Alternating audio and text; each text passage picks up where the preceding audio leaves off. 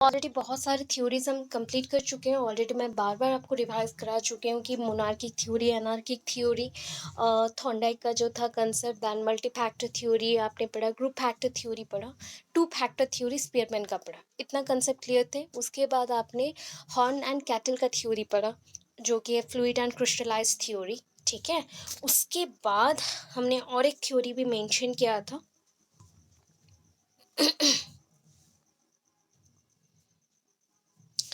यहाँ पे, जैसे और एक थ्योरी मेंशन था इंफॉर्मेशन प्रोसेसिंग थ्योरी, जिसे हम बोलते थे आईपीटी। आईपीटी के साथ और एक चीज़ था आपका metacognitive and IPC, information processing cognitive, and और एक होता है मेटाकॉग्निटिव। ये दोनों के बारे में भी कल पढ़ चुके हैं।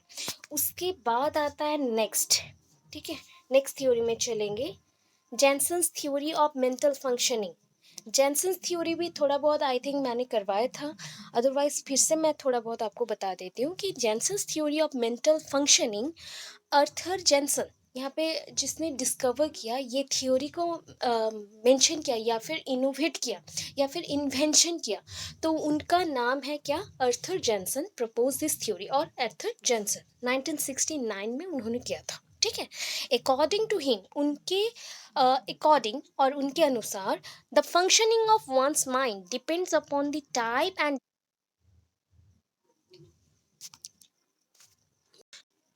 ओके, सो मैं बोल रही थी कि अर्थर जैनसन ने क्या किया कि किसी भी पर्सन का जो कैपेसिटी है, that means a minds ability, आपके माइंड्स के एबिलिटी को दो चीज़ के ऊपर डाल दिया, that type and degree of intelligence. Shift हो गया,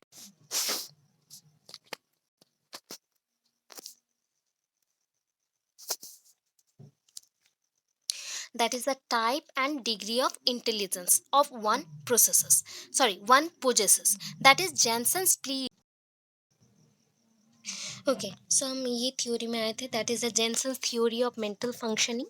Arthur Jensen propose this theory and according to him, उनके अनुसार क्या था, आपका जो माइंड है, आपका जो दिमाग है ना, दिमाग में जो बुद्धि है, तो उसको, इंटेलिजेंस को हमने टू टाइप्स में डिवाइड कर दिया, एक है टाइप, एक है degree. That means type means varieties, यहाँ पे कितने वेराइटीज में ये चीज़ प्रेजेंट है। डिग्री होता है कितने परसेंटेज में प्रेजेंट है, जैसे बोलते हैं highest degree, lowest degree, middle degree. तो मिडिल जो रहता है दैट मीन्स एवरेज टाइप, अगर हाईएस्ट में चलते तो एक्स्ट्रा ऑर्डिनरी और सुपर टैलेंटेड, एंड जो लोएस्ट में आता है वो डल टाइप, और उसको हम इम्बेसाइल मोरन में डालते हैं। अभी वो ग्रुप है जहाँ पे आईक्यू लेवल बहुत ही कम रहता है, ठीक है, उसके अकॉर्डिंग यहाँ पे type and degree mentions. So Jensen ने क्या किया, Jensen splits intelligence into two types of abilities. उन्होंने टू टाइप्स ऑफ एबिलिटीज में इसको डिवाइड कर दिया। तो first one is the associative abilities, another one is cognitive abilities. अगर पूरा कंसेप्ट आपको याद नहीं रख रहा है और नहीं रह, तो आप क्या करोगे।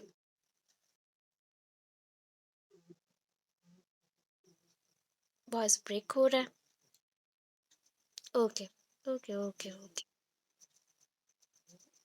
सो यहाँ पे दो चीज आता है, दो वर्ड्स आए। The first word is associative abilities, another one is cognitive abilities.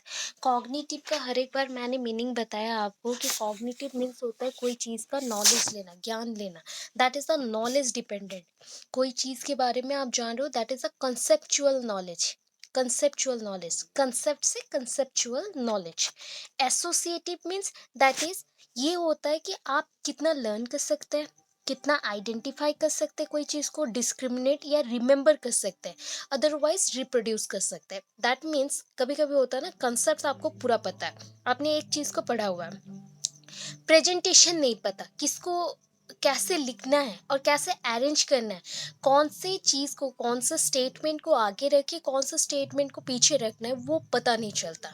तो उसके लिए जो एबिलिटी चाहिए ना, that is called associative ability, that is called associative ability। तो associative ability is the capacity to learn, remember, identify, discrimination और discriminate and reproduce।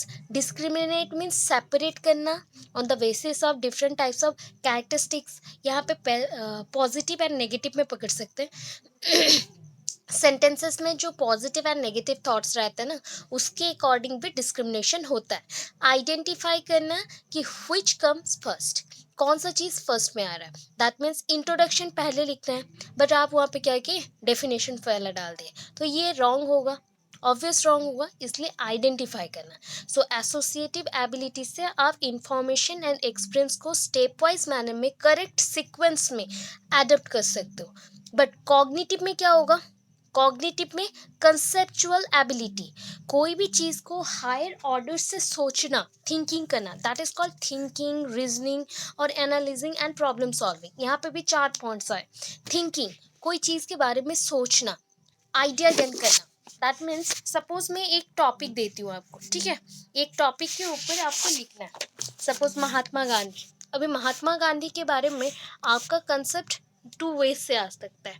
आप BEd में पढ़ रहे हो तो एजुकेशनल बेसिस पे महात्मा गांधी का रोल क्या है, महात्मा गांधी जी कौन थे, उन्होंने अपने लाइफ में, स्टूडेंट लाइफ में क्या किया, अपने जो उसके बाद मतलब स्टडी के बाद, लॉ के स्टडी के बाद क्या क्या किया, तो वो सब आप लिख सकते हैं। अदरवाइज उनका जो भी मूवमेंट्स था, दैट मीन्स आंदोलन सारे थे, उसके बेसिस पे हो सकता है। तो हिस्ट्री में दो केसेस होता है, एक होता है कि कौन सा चीज आपके एजुकेशन के साथ रिलेटेड है एंड कौन सा चीज मूवमेंट के साथ, दैट मीन्स आंदोलन के साथ रिलेटेड था, तो उसके बेसिस पे हम मेंशन कर सकते हैं। तो वैसे ही यहाँ पे आपको क्या चाहिए, आपको कॉग्निटिव आइडिया चाहिए, कॉग्निटिव थिंकिंग चाहिए कि कोई चीज़ को आप सोच सको एंड उसमें जो प्रॉब्लम है उसको आप सॉल्व कर सको अपने रीजनिंग पावर से। रीजनिंग पावर होता है तर्क लगाना।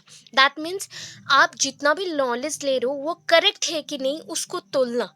ठीक है, आप क्या कर रहे हो, नॉलेज अभी ले लिए, नॉलेज ये प्रॉपर है कि नहीं या फिर कुछ गलत है, तो उसको कैसे डिसाइड करते हो, उसको फिर से आप मैच करते हो बुक से, या फिर उसको पहले पढ़ते हो, उससे आपको लगा कि ये सेंटेंसेस ऐसे होने चाहिए थे, ये स्टेटमेंट थोड़ा सा ऐसे होता तो बेटर होता, तो आप डिस्क्रिमिनेट कर रहे हो कि ये दोनों लाइंस के अंदर प्रॉब्लम है। बट ये दोनों लाइन के लिए आपने कोई रीज़न दिया, एक बहुत बड़ा रीज़न दिया कि ये रीज़न से ही ये सॉल्व हो सकता है, तो उस बेसिस पे आपने अपना दिमाग लगाया, नॉलेज लगाया, अपना एक्सपीरियंस को लगाया, ज्ञान को लगाया।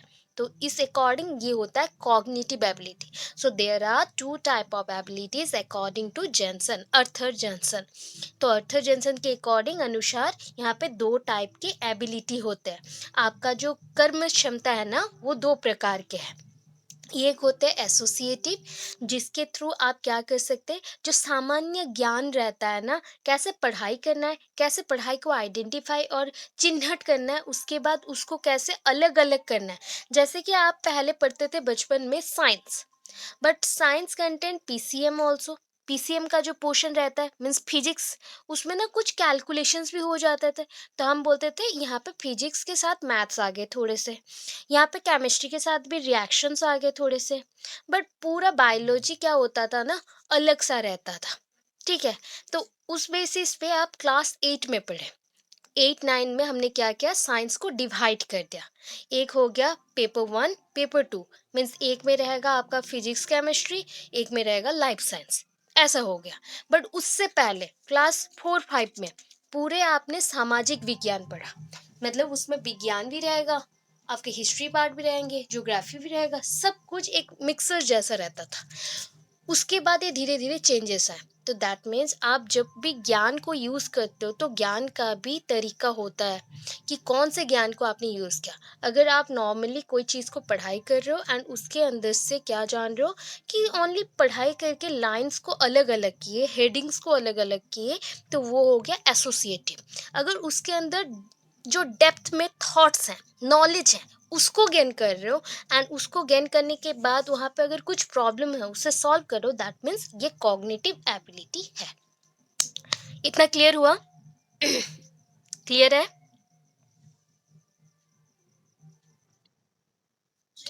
सो नेक्स्ट, ओके, ये देखो, नेक्स्ट है गिलफर्ड्स थ्योरी। अभी आया गिलफर्ड्स थ्योरी और गिलफर्ड्स स्ट्रक्चर ऑफ इंटेलेक्ट मॉडल। यहाँ पे कलर थोड़ा मैंने डार्क दे दिया तो पता नहीं चल रहा है, थोड़ा सा लाइट करके अगर देखेंगे तो पता चलेगा। Guilford's structure of intellect model, GUILFORD। Screen नहीं आ रही, नेट को ऑन करो, ऑफ करो। आपका नेट ऑन ऑफ करो, देखो आ रही है कि नहीं। सबको आ रही है और किसी को प्रॉब्लम हो रहा है? ओके, आपका थोड़ा नेटवर्क। ओके ओके ओके, चलो next. Guilford's structure of in okay okay, Guilford structure of intellect model. अभी इंटेलेक्ट मीन्स क्या होता है आपका? इंटेलेक्चुअल मीन्स भी होता है बुद्धि, ठीक है। उसके मॉडल को हम समझेंगे तो उन्होंने ना बहुत सारे पॉइंट्स ले लिया। अभी देखो पूरा ना, जैसे आप लोग क्यूब्स रहते हैं ना अरेंज करते हो, या फिर एक छोटे से क्यूब को अगर और भी छोटा करना चाहिए तो आप क्या करते हो? कट पीसेस में करोगे, पीसेस कट कर दोगे ना, छोटे छोटे छोटे छोटे भाग में ये हो जाए। तो ईच पॉइंट को यहाँ पे एक एक टर्म से हम डेजिग्नेट किए हैं, क्योंकि एक तरह से यहाँ पे एग्जामिनेशन प्रोसेस चल रहा है। आप किसी चीज़ को इवेलुएट कर रहे हो, परीक्षण कर रहे हो, परीक्षण निरीक्षण करना होता है ना, तो उसको हम टेस्ट करने के लिए रखें। क्या क्या टेस्ट हो सकता है पहले ये देखते हैं। इसको याद रखना बहुत डिफिकल्ट होता है बिकॉज यहाँ पे बहुत सारे नेम हैं, तो उसको वैसे ही याद रखना है एंड वैसे ही सीक्वेंस में याद रखना है, ठीक है। तो ये थोड़ा सा डिफिकल्ट होता है।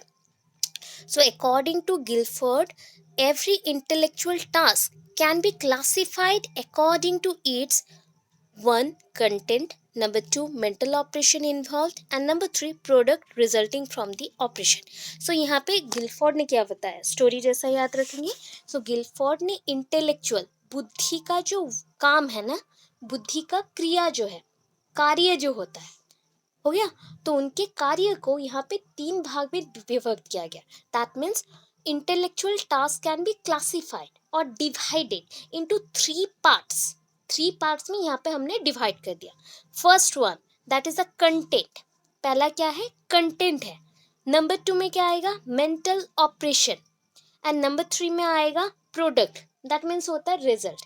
जैसे कि आपने कोई चीज़ बनाया न्यू, आपने कोई एक वर्क किया, उसका जो रिजल्ट होता है तो वो हो गया प्रोडक्ट, बिकॉज आपने उसको प्रोड्यूस किया, आपने उसको बनाया, तो वो हो गया कोई ऐसा चीज़ जिसको आपने बनाया हो, तो वो होता है आपका रिजल्ट। उस काम के लिए वो रिजल्ट है। जैसे कि मुझे कहीं जाना है तो उससे पहले मैं तैयार होंगी, तो तैयार होना ये एक रिजल्ट है। पूरा कंप्लीट आप रेडी हो गए तो ये एक प्रोडक्ट आएगा। ये प्रोडक्ट अभी कहीं बाहर जा रहे हो या किसी को दे रहे हो या फिर आप कोई काम पे जा रहे हो, ऐसे हो सकता है, ठीक है। तो यहाँ पे तीन पार्ट है, एक हो गया कंटेंट, दूसरा हो गया मेंटल ऑपरेशन, एंड तीसरा हो गया the product resulting from the operation, उसी काम से जो प्रोडक्ट मिलेगा। अभी देखो यहाँ पे पार्ट क्या क्या है। पहला पार्ट क्या है आपका? मेंशन था कंटेंट, तो यहाँ पे नीचे से जाना है, ठीक है। नीचे से जाएंगे, नीचे से पहले जाएंगे, उसके बाद साइड्स में आएंगे, उसके बाद ऊपर जाएंगे। तो फर्स्ट यहाँ पे कितने रूम्स बने, इसको हम रूम्स या चेम्बर्स बोलते हैं, ठीक है। एक क्यूब को हमने डिवाइड किया, देखिए इक्वली डिवाइड नहीं है, ठीक है। एक साइड में आपके चार है, चार रूम्स हैं। दूसरे साइड में अगर देखोगे तो वहाँ पे पांच रूम्स हैं। ईच लाइन पे पांच रूम्स हैं, और रूम्स और चेम्बर्स बोल सकते हो। सो ये जो चार चेम्बर्स हैं या रूम्स हैं ना, तो पहला क्या है? That is first one is behavioural. क्या जज करना है पहले? इंसान में या इंडिविजुअल में बिहेवियरल चेंजेस क्या आते हैं, उसको चेक करो। Then semantic. सिमांटिक मीन्स होता है स्ट्रक्चर। कोई चीज़ के बारे में अगर आप स्ट्रक्चर पता कर रहे हो, दैट मीन्स वो सेकंड पोजीशन में आएगा, कंटेंट का सेकंड में आता है। आप एक इंडिविजुअल हो, पहले आपका एंट्री बिहेवियर हमने देखा कि आप क्लास में एंटर कैसे करते हो, तो ये हो गया बिहेवियर। क्लास में रह के आप कितना समझ रहे हो, उसको कैसे अरेंज कर रहे हो, दैट इज द स्ट्रक्चर। वो एक डेफिनाइट पैटर्न और स्ट्रक्चर होता है, उसको हम सिमांटिक बोल लें, ठीक है। सिमांटिक वर्ड आपके इंग्लिश पेडागोजी में भी है। जैसे कि वर्ड्स को हम अरेंज करते हैं ना, अरेंज करने के बाद सेंटेंस जब मेकिंग करते हैं, देन ग्रामर्स को यूज़ करते हैं। ग्रामेटिकल एरर्स को पहले ढूंढते हैं, वहाँ पे ग्रामेटिकल मिस्टेक्स को ढूंढने के बाद वहाँ पे वर्ब्स में क्या चेंजेस होगा, ये जो सेंटेंस होता है ये पास्ट में है या प्रेजेंट में है या फ्यूचर टाइम में है, उसके अकॉर्डिंग हम चेंज करते हैं। पास्ट टेंस है, प्रेजेंट टेंस है और फ्यूचर टाइम है, उसके अकॉर्डिंग चेंज किया जाता है। अगेन रहता है एक्टिव एंड पैसिव इतना सारी चीज़ें हैं, तो उसको छोड़ के जो अरेंजमेंट होता है ना, ग्रामेटिकल एरर्स को हम चेक करते हैं, वहाँ पे ग्रामेटिकल मिस्टेक को करेक्ट करते हैं, तो उसको हम बोलते हैं इंग्लिश पेडागोजी में सिमांटिक। ठीक है, वैसे ही होता है आपके अगर हिंदी में भी हो या कोई भी एक सब्जेक्ट में, अगर कोई लाइन में कोई गलत चीज़ है एंड आपने उसको रीस्ट्रक्चर्ड किया, दैट मीन्स मॉडिफाई किया, उसको हम सिमांटिक बोलेंगे। ठीक है, उसके बाद नेक्स्ट होता है सिंबॉलिक। तो आपका जो जेस्चर रहता है ना, पॉजिटिव जेस्चर, आप कैसे बिहेव करते हो, आप कैसे हैंड मूवमेंट करते हो, आपका फेशियल एक्सप्रेशन कैसे होता है, आपका आई मूवमेंट कैसे रहता है, अटेंशन कहाँ पे है, कैसे आप लिसन कर रहे हो, आप अटेंटिवली लिसन कर रहे हो या फिर थोड़ा रिलैक्स होकर रिसीव कर रहे हो, तो इसके अकॉर्डिंग भी क्या होता है, सिंबल्स आता है आपके बॉडी में। जो जो आपने जेस्चर दिया वही सारे यहाँ पे सिंबल्स हैं। ठीक है, आप जो जो जेस्चर देते हो, जैसे कि आपको बोला गया ऐसे काम करना है, तो आप क्या स्ट्रेट बैठे, एक पोस्चर मेंटेन कर लिए, उसके अकॉर्डिंग लिखने बैठे या पढ़ने बैठे, ऐसे की। तो एक छोटा चीज़ करने के लिए भी इतने सारे जेस्चर्स चाहिए, तो वही जेस्चर को लेके हम यहाँ पे सिंबॉलिक बोलते हैं, सिंबल्स। जैसे फेशियल जेस्चर हो गया तो फेशियल सिंबल्स आएंगे, वही सारे। ठीक है, देन आ गया figural, that is figure maintain. तो यहाँ पे फिगर मेंटेन खुद का नहीं होता, खुद के साथ बच्चों का भी फिगर मेंटेन करेंगे, प्लस जो भी आपने सब्जेक्ट पकड़ा है उस सब्जेक्ट्स का जो वर्ड्स को मेंटेन कर रहे हो उसके भी फिगर को मेंटेन करोगे। ठीक है, तो ये हो गया कंटेंट। कोई भी सब्जेक्ट को पढ़ने से पहले ये चार चीज देखा जाता है। फर्स्ट ऑफ ऑल, आप जब एक बुक स्टोर पे जाते हो ना, तो बुक खरीदते हो, तो आप क्या करते हो, फर्स्ट बुक को देखते हो।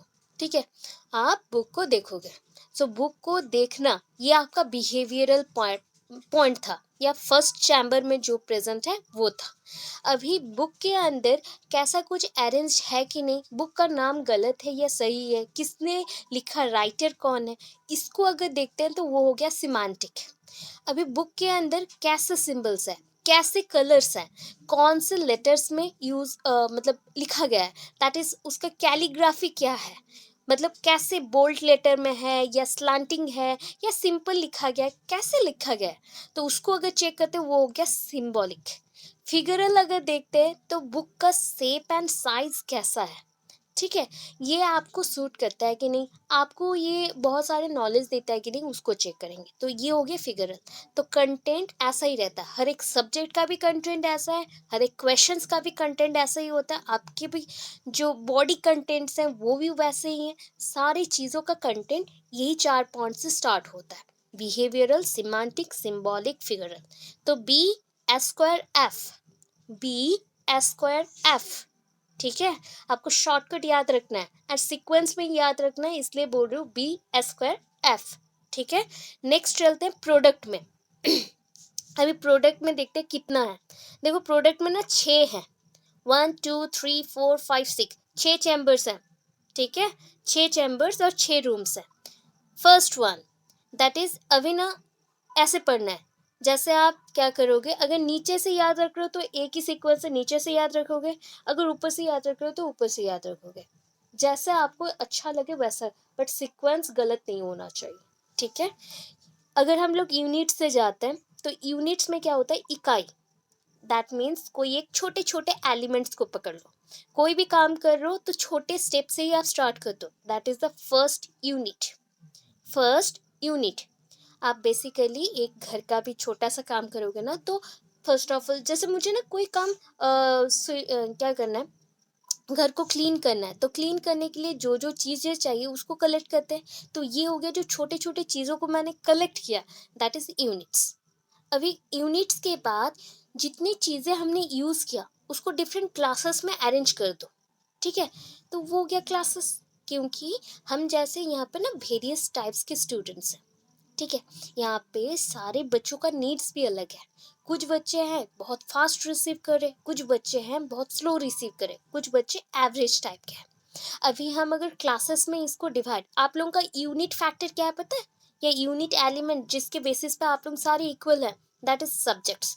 क्या पढ़ रहे हो आप लोग, बीएड पढ़ रहे हो, बीएड में सेम सब्जेक्ट पढ़ रहे हो, बट सबका आईक्यू लेवल डिफरेंट डिफरेंट है। अभी आईक्यू के बेसिस पे हम डिफरेंट क्लासेस में आपको अरेंज कर सकते हैं, डिफरेंट क्लासेस में हम आपको अरेंज कर सकते हैं। ठीक है। अभी अरेंज करने के बाद डिफरेंट क्लासेस के अंदर क्या चीज चेक करेंगे? रिलेशंस। रिलेशंस है कि नहीं, डिफरेंट क्लासेस के अंदर रिलेशंस है कि नहीं। रिलेशंस के बाद होता सिस्टम।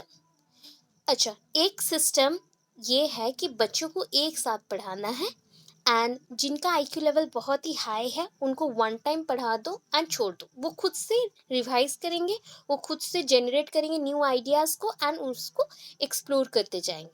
तो ये एक टाइप का सिस्टम हो गया। अभी दूसरे टाइप के ग्रुप के लिए हम क्या करेंगे? That is one kind of remedial teaching होता है, जैसे हम बोलते हैं ना remedies, that means home remedies, घरेलू उपचार। ठीक है, वैसे क्लासेस भी किए जाते हैं। जो बच्चे बहुत ही डल होते हैं उनके लिए रिवाइज सेशन रहता है, जब तक वो करेक्ट ना करे, जब तक वो समझ ना पाए तब तक चलता है। एंड एक मूवी का नाम बोलती हूँ जो कि बीएड सेशन के साथ बहुत ही इन्वॉल्व है। दो मूवीज आते हैं, एक है तारे जमीन पर, जो बच्चों के अंदर जो इंडिविजुअल डिफरेंसेस है, सारे बच्चे अलग अलग होते हैं, उनका इंटेलिजेंस पावर अलग अलग है, उनका इंटरेस्ट, क्रिएटिविटी, आइडियाज अलग अलग है, वो मूवी बताता है। सेकंड मूवी है चॉक एंड डस्टर। टीचर्स का एबिलिटीज के ऊपर बात आता है कि टीचर्स ओल्ड हो सकते हैं, टीचर्स न्यू हो सकते हैं, बट ये मैटर करता है कि कितने टाइप्स के मेथड्स उन्होंने यूज किया सारे बच्चों को इक्वली समझाने के लिए। दैट मीन्स जैसे कि हम लोग जितना टाइम हो, एक गुड टीचर का प्रोफेशन वाइज अगर बोला जाए, एक गुड टीचर कब होता है? जब तक बच्चे नहीं समझ रहे तब तक क्या करना पड़ेगा? अच्छे से उनको रिपीटेडली समझाना पड़ेगा। जैसे भी कोई भी ऑब्जेक्ट पकड़ लो, कोई भी एग्जाम्पल पकड़ लो, बट समझाओ। ठीक है, वैसे ही रहता है कि स्टूडेंट्स उतना ही अटेंटिव होना चाहिए, प्रॉपर बिहेव करना चाहिए। टीचर जैसा गुड बिहेव करेंगे, वो क्या चाहेंगे? ऑपोजिट में बच्चों से भी उतना ही नीड करते हैं। ठीक है, तो यहाँ पे रिलेशंस और सिस्टम्स रिमेडियल टीचिंग के बेस्ट है। रिमेडियल टीचिंग दैट मीन्स हम ऐसा सिस्टम लेंगे जहाँ पे बच्चों में अगर प्रॉब्लम है उसको पहले फाइंड आउट किया जाएगा, जिसको बोलते हैं डायग्नोस्टिक टेस्ट। ये आपके पेडागोजी बुक में एक टॉपिक है पूरा, डायग्नोस्टिक टेस्ट, जिसमें बच्चों में कौन सा चीज़ में प्रॉब्लम है, कौन सा चीज़ उनको समझ नहीं आ रहा। एज अ डॉक्टर जैसे वो एक पेशेंट को ट्रीट करता है, ठीक है, डॉक्टर के पास आप इतना हंस नहीं पाओगे, आप इतना ज़्यादा मजाक नहीं कर सकते, जोक नहीं बना सकते। वैसे ही एक टीचर भी है, टीचर एज ए डॉक्टर वहाँ पे ट्रीट करता है जो बच्चों में प्रॉब्लम है। ठीक है, जब प्रॉब्लम सॉल्व हो जाता है देन टीचर फ्रेंडली रहता है। ठीक है, तो ये रिलेशंस रहते हैं एंड सिस्टम्स रहते हैं। सिस्टम हर एक बच्चों के लिए अलग अलग होता है, हर एक क्लास के लिए अलग अलग है। आप सोचो कि +2 बच्चों को आप कोई चीज़ को बोर्ड में नोट डाउन करने के लिए, बोर्ड में आपने लिख दिया, नोट डाउन करने के लिए बोला, क्लास 2 के बच्चों को वैसे बोलेंगे तो नहीं समझेंगे। तो क्लास वाइज ये वैरी करता है, सिस्टम भी डिफरेंट करता है। ठीक है, अभी लास्ट 2 पॉइंट्स रहा, that is transformations and implications. Implications अगर बोलूँ तो ये होता है रिजल्ट टाइप, कैसे हम इसको यूज़ किए, मतलब यूजेस। ठीक है, ये जो चीज़ें हैं इसको कैसे यूज़ किया जाता है। एंड उससे पहले का जो पॉइंट था transformation, that means structurally changes. अभी देखो, एक क्लास के लिए मैंने रिमेडियल टीचिंग अप्लाई किया, जैसे आप लोग में से कुछ बच्चे ऐसे हैं जिनको कुछ समझने में दिक्कत आ रहा है। अगर मैक्सिमम बच्चों को दिक्कत आया तो ठीक है भाई, हम लोग समझे कि एवरेज स्टूडेंट है, सबको रिवाइज कराना चाहिए, ये हो गया।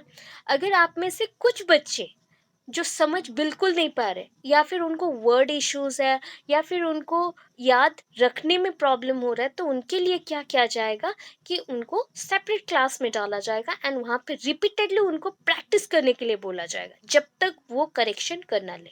ठीक है, तो करेक्शन के बाद वो ट्रांसफॉर्म्ड हो जाएंगे ना। फॉर्म मीन्स क्या होता है? स्ट्रक्चर या शेप। शेप में अगर चेंज हो जाता है तो उसको बोलते हैं ट्रांसफॉर्म। तो यहाँ पे ट्रांसफॉर्मेशन हो गया। ठीक है, आपके शेप एंड साइज में चेंजेस आए। अभी शेप एंड साइज कौन सा शेप? इंटेलिजेंस का शेप। यहाँ पे इंटेलिजेंस का शेप एंड साइज चेंज हो गया, उसका जो ऑर्डर था, दैट मीन्स जितने लेवल में वो था उससे वो थोड़ा हायर लेवल में चला गया। ठीक है, जैसे एक बच्चे को अच्छे से समझाओ तो उसका दिमाग खुल जाता है, वैसे ही बोला गया। ठीक है, ट्रांसफॉर्मेशन। अभी ऊपर चलते हैं, दैट इज ऑपरेशन। क्या क्या वर्क इसके थ्रू होता है देखिए। पहले तो हो गया इवैल्यूएशन, आप किसी भी चीज को ना इवैल्यूएट कर सकते हैं। इवैल्यूएट कर सकते हैं, इवैल्यूएट मतलब क्या होता है, परीक्षण। That means examination, one kind of. Okay. So next portions में थे, दैट इज इवैल्यूएशन। इवैल्यूएशन का मतलब होता है एग्जामिनेशन या परीक्षण। दैट मीन्स हम बोल सकते हैं कोई चीज में आपका टेस्ट करते हैं। अभी ना इवैल्यूएशन अगर चेक करेंगे या फिर इवैल्यूएशन कोई भी ग्रुप ऑफ इंडिविजुअल्स में आप करते हो, तो इसको कहते हैं बहुत सारे परफॉर्मेंस को चेक करना एट ए टाइम। ठीक है। जैसे कि आप जजमेंट करना चाहते हैं तो वहाँ पे इवैल्यूएट करेंगे, कौन से पॉइंट पे करेंगे। अगर वो कंटेस्ट ब्यूटी के ऊपर हुआ तो ब्यूटी कॉन्टेस्ट के अकॉर्डिंग वो जजमेंट होगा। अगर वो एग्जामिनेशन कोई भी डिबेटिंग टाइप में हुआ या फिर रीजनिंग के ऊपर हुआ तो वैसा रहेगा। एजुकेटिव हुआ तो एजुकेटिव इवैल्यूएशन होगा। अगर ये स्पोर्ट्स रिलेटेड हुआ और स्पोर्ट रिलेशन में कुछ भी हमने मेंशन किया या एग्जामिन किया, देन उस बेसिस पे होगा। तो ऐसे बहुत मल्टीपल टाइप्स इवैल्यूएशन रहता है आपके कंटेंट के बेसिस पे। आपके पास कौन से कंटेंट है उसके बेसिस पे होगा। ठीक है। अभी देखो यहाँ पे ना दो टर्म्स है, एक होता है कन्वर्जेंट, एक होता है डाइवर्जेंट। अच्छा, मैं ना यहाँ पे आपको कुछ डायग्राम बताती हूँ।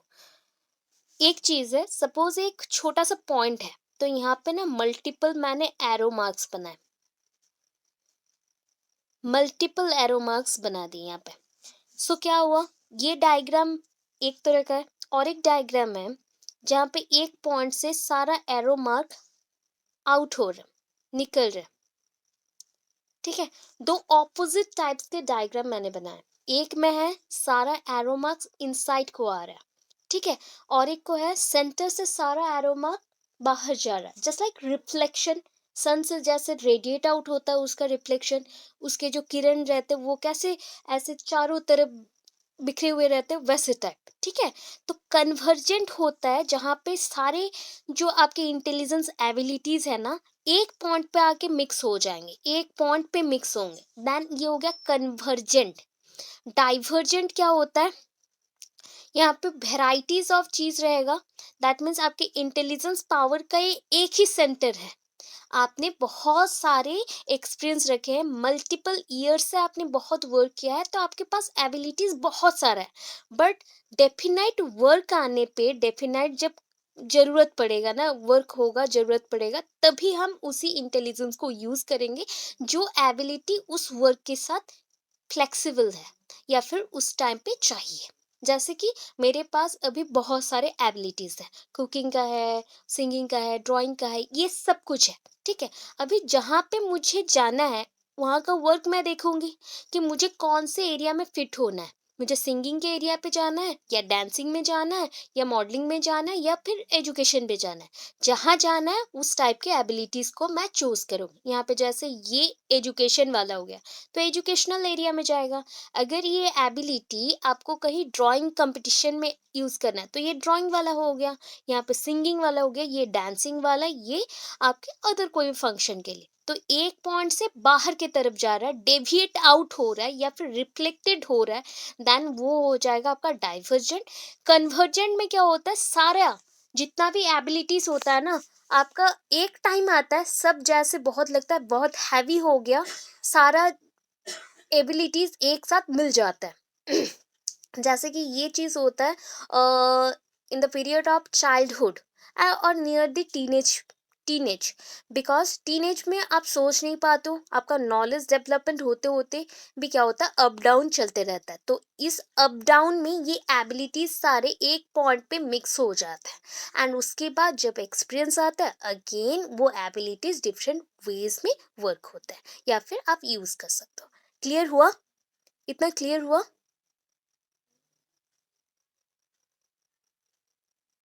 ओके। सो नेक्स्ट देखो और क्या है, मेमोरी।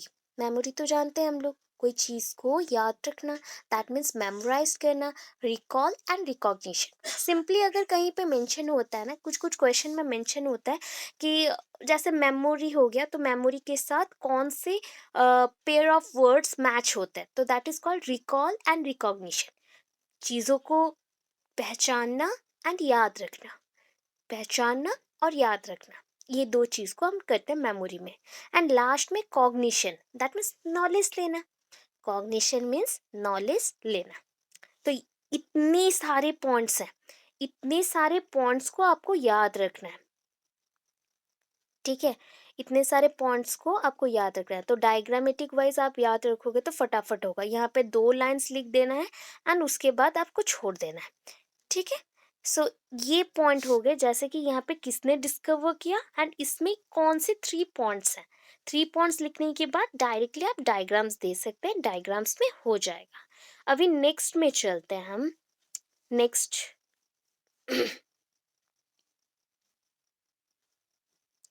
नेक्स्ट थ्योरी आता है, दैट इज, मैं लास्ट में ही आ गई।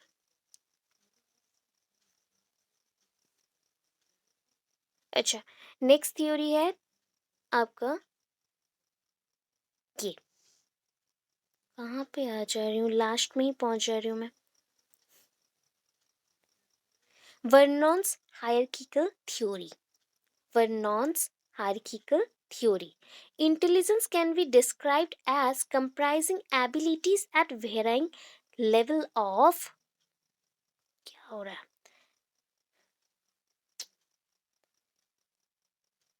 varying levels of generality. That means यहाँ पे ना G का मतलब होता है जनरल इंटेलिजेंस, जो कि आपने स्पीयरमैन में पढ़ा था ना, उसी कंसेप्ट को लेके यहाँ पे मेंशन किया गया है। उसी कंसेप्ट को लेके यहाँ पे मेंशन किया है वर्नॉन्स हायरार्किकल थ्योरी में।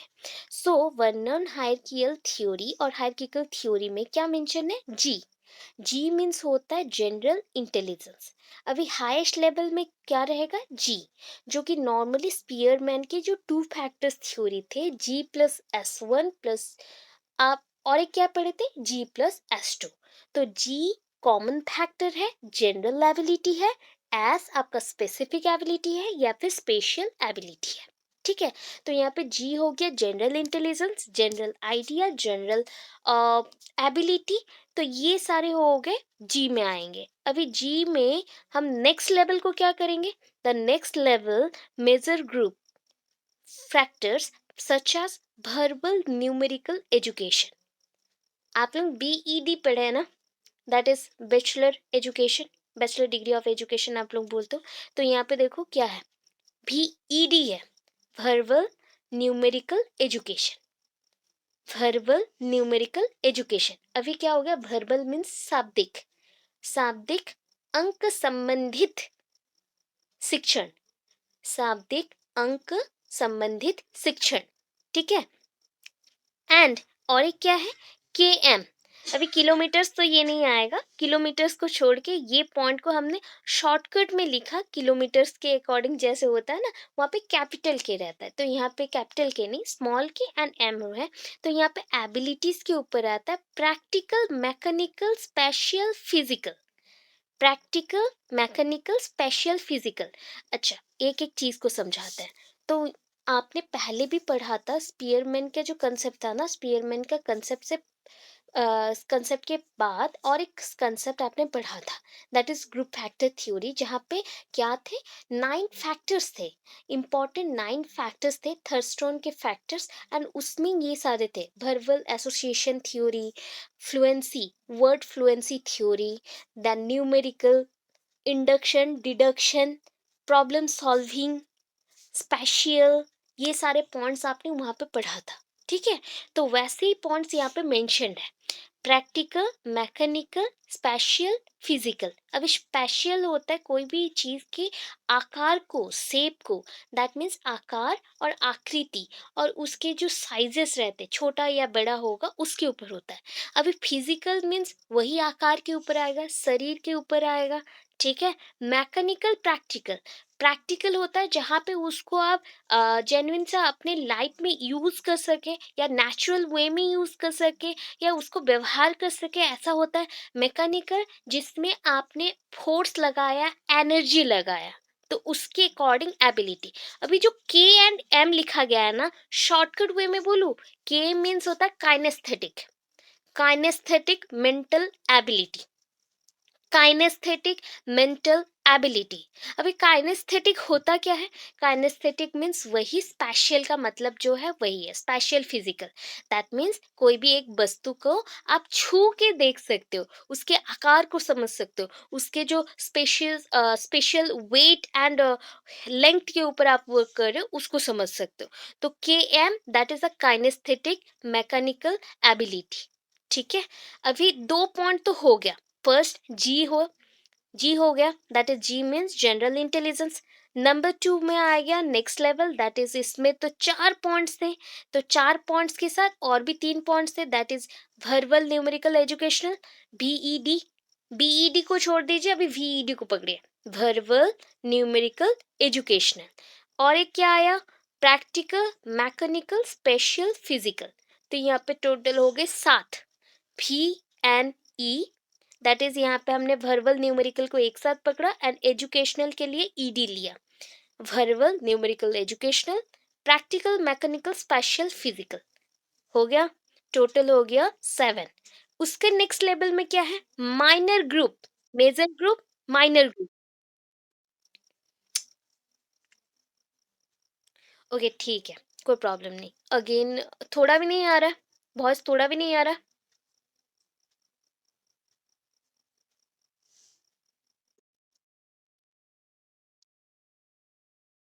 अच्छा ठीक है, कोई प्रॉब्लम नहीं।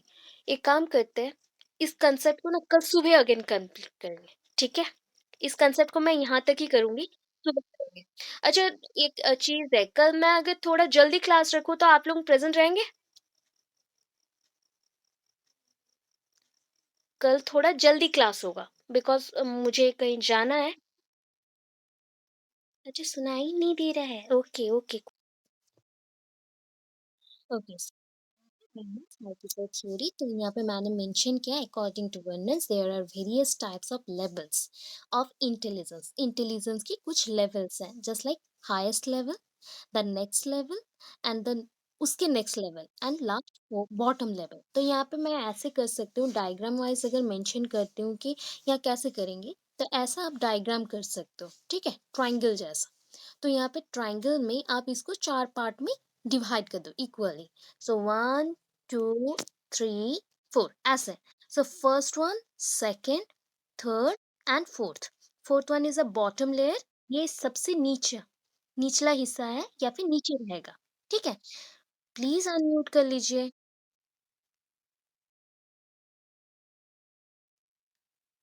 अनम्यूट बोल रहे हो, सॉरी, म्यूट कर लीजिए। अनम्यूट किसका है, म्यूट कर लो। Okay, so one two three four में आप डिवाइड कर सकते हो। सपोज आपको इसको लिखना नहीं है, इतना ज़्यादा लिखना नहीं है, आपके पास टाइम नहीं है, तो आप क्या करेंगे, डायग्राम करेंगे, एक ट्राइंगल बनाओगे, ट्राइंगल के अंदर ऐसे पार्ट्स कर दोगे, one two three four. So one में क्या रहेगा, सबसे highest portion, that is the intelligence. Intelligence और जनरल एबिलिटी, जिसमें सारे एबिलिटीज आते हो, just like skill abilities, cooking abilities, different types of learning abilities, problem solving ability, सब कुछ आता हो, that is called general abilities. Means ये ग्रुप्ड में रहता है, सब कुछ मिला लो तब एक जनरल आपको मिलता है, जनरल आइडिया मिलता है या जनरल एबिलिटी मिलता है। अभी जनरल एबिलिटी और general intelligence, that is called ji factor. ये फर्स्ट जो पोजीशन यहाँ पे मेंशन है, that is called ji factor, इसको हम जी फैक्टर मेंशन करेंगे। तो जी फैक्टर जो है ना, ये सबसे लार्जेस्ट सोर्स ऑफ वेरिएशन, मतलब इंटेलिजेंस का जो सोर्सेस है, इंडिविजुअल्स में जो इंटेलिजेंस का सोर्सेस है, सबसे लार्जेस्ट पॉइंट में ये रहता है। According to Spearman, next level सारे मेंशनड है। स्पीयरमैन ने क्या मेंशन किया था, टू फैक्टर थ्योरी मेंशन किया था। अभी टू फैक्टर थ्योरी में उन्होंने general ability plus specific ability के ऊपर वर्क किया था। तो यहाँ पे जनरल एबिलिटी तो हमने मेंशन कर दिया। अभी पॉइंट टू पे, दैट मीन्स नेक्स्ट लेवल पे, नेक्स्ट लेवल पे क्या आएगा, that is VED। VED means होता है verbal numerical education. Verbal numerical education, education का हिंदी होता है शिक्षण, वर्बल होता है शाब्दिक, न्यूमेरिकल होता है अंक और गणित, ठीक है?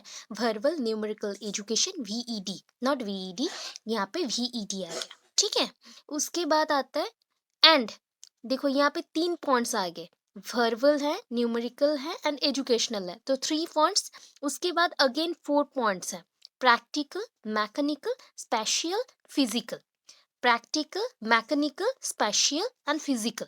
फिजिकल मीन्स आपके बॉडीली साइज एंड शेप के ऊपर आएगा। स्पेशल मीन्स होता है वो भी वैसे ही है, कोई भी थिंग्स के वेट साइज शेप के ऊपर आता है। एंड मैकेनिकल कोई भी वर्किंग एबिलिटी को हम करते हैं जो कि क्रियारत रहता है या फिर कार्यरत रहता है वैसा। प्रैक्टिकल जिसको आप नेचुरली करते हैं, आर्टिफिशियली आप ओन सेल्फ के थ्रू होता है, दैट मीन्स आप खुद उसको करते हैं, डूइंग बाय योर सेल्फ। तो वैसा चीज़ अगर हो यहाँ पे मेंशन किया जाता है, तो प्रैक्टिकल, मैकेनिकल, स्पेशल, फिजिकल। तो उसको हम शॉर्टली बोल सकते हैं काइनेस्थेटिक मैकेनिज्म। काइनेस्थेटिक मैकेनिज्म और काइनेस्थेटिक मैकेनिक और मैकेनिकल एबिलिटी। काइनेस्थेटिक मीन्स होता है बाय टच। काइनेटिक्स आप लोग सुनते हैं, फिजिक्स में काइनेटिक्स सुन चुके हैं।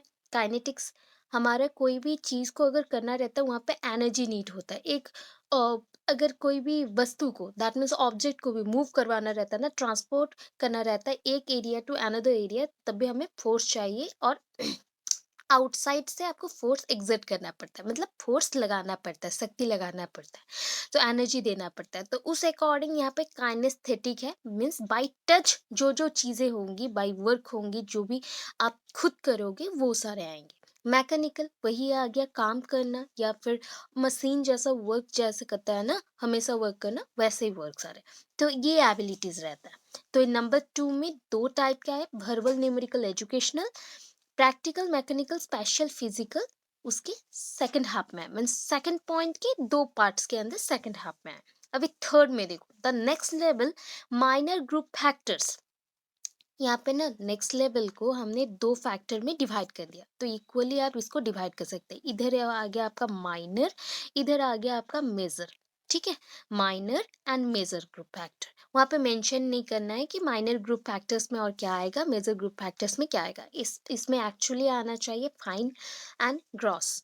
आप मोटर स्किल्स मैंने पढ़ाया था, fine motor skills and gross motor skills. Fine means that is the flexor muscles आप यूज़ कर रहे हो, दैट मीन्स राइटिंग के लिए आपके छोटे मसल्स का यूज़ करना, कोई चीज़ को पकड़ने के लिए, होल्ड करने, to hold anything you need some small muscles. So specially आपको फिंगर्स की ही मसल्स चाहिए उसको होल्ड करने के लिए।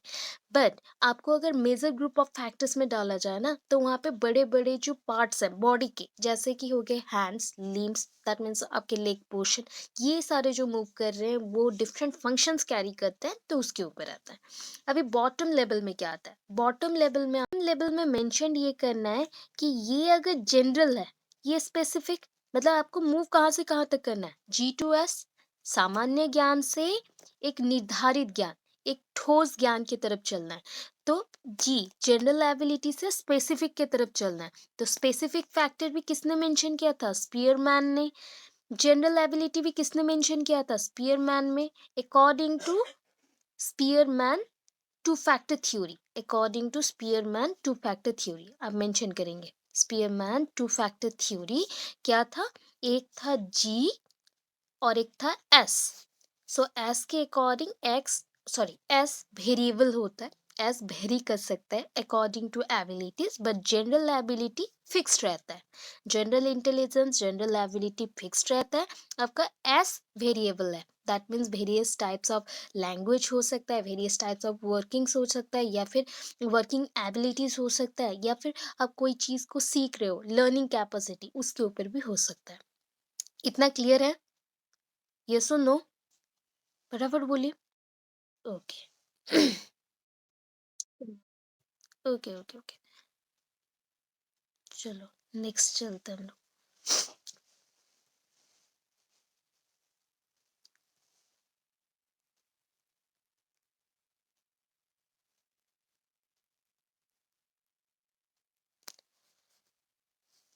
सो नेक्स्ट आता है जो और एक थ्योरी मैंने बोला ना, गार्डनर्स का थ्योरी, इसको कंप्लीट करके हम उसमें जाएंगे। ठीक है, अभी मेजरमेंट देख लेते हैं। मेजरमेंट ऑफ इंटेलिजेंस, कैसे आप इंटेलिजेंस को नाप सकते हैं।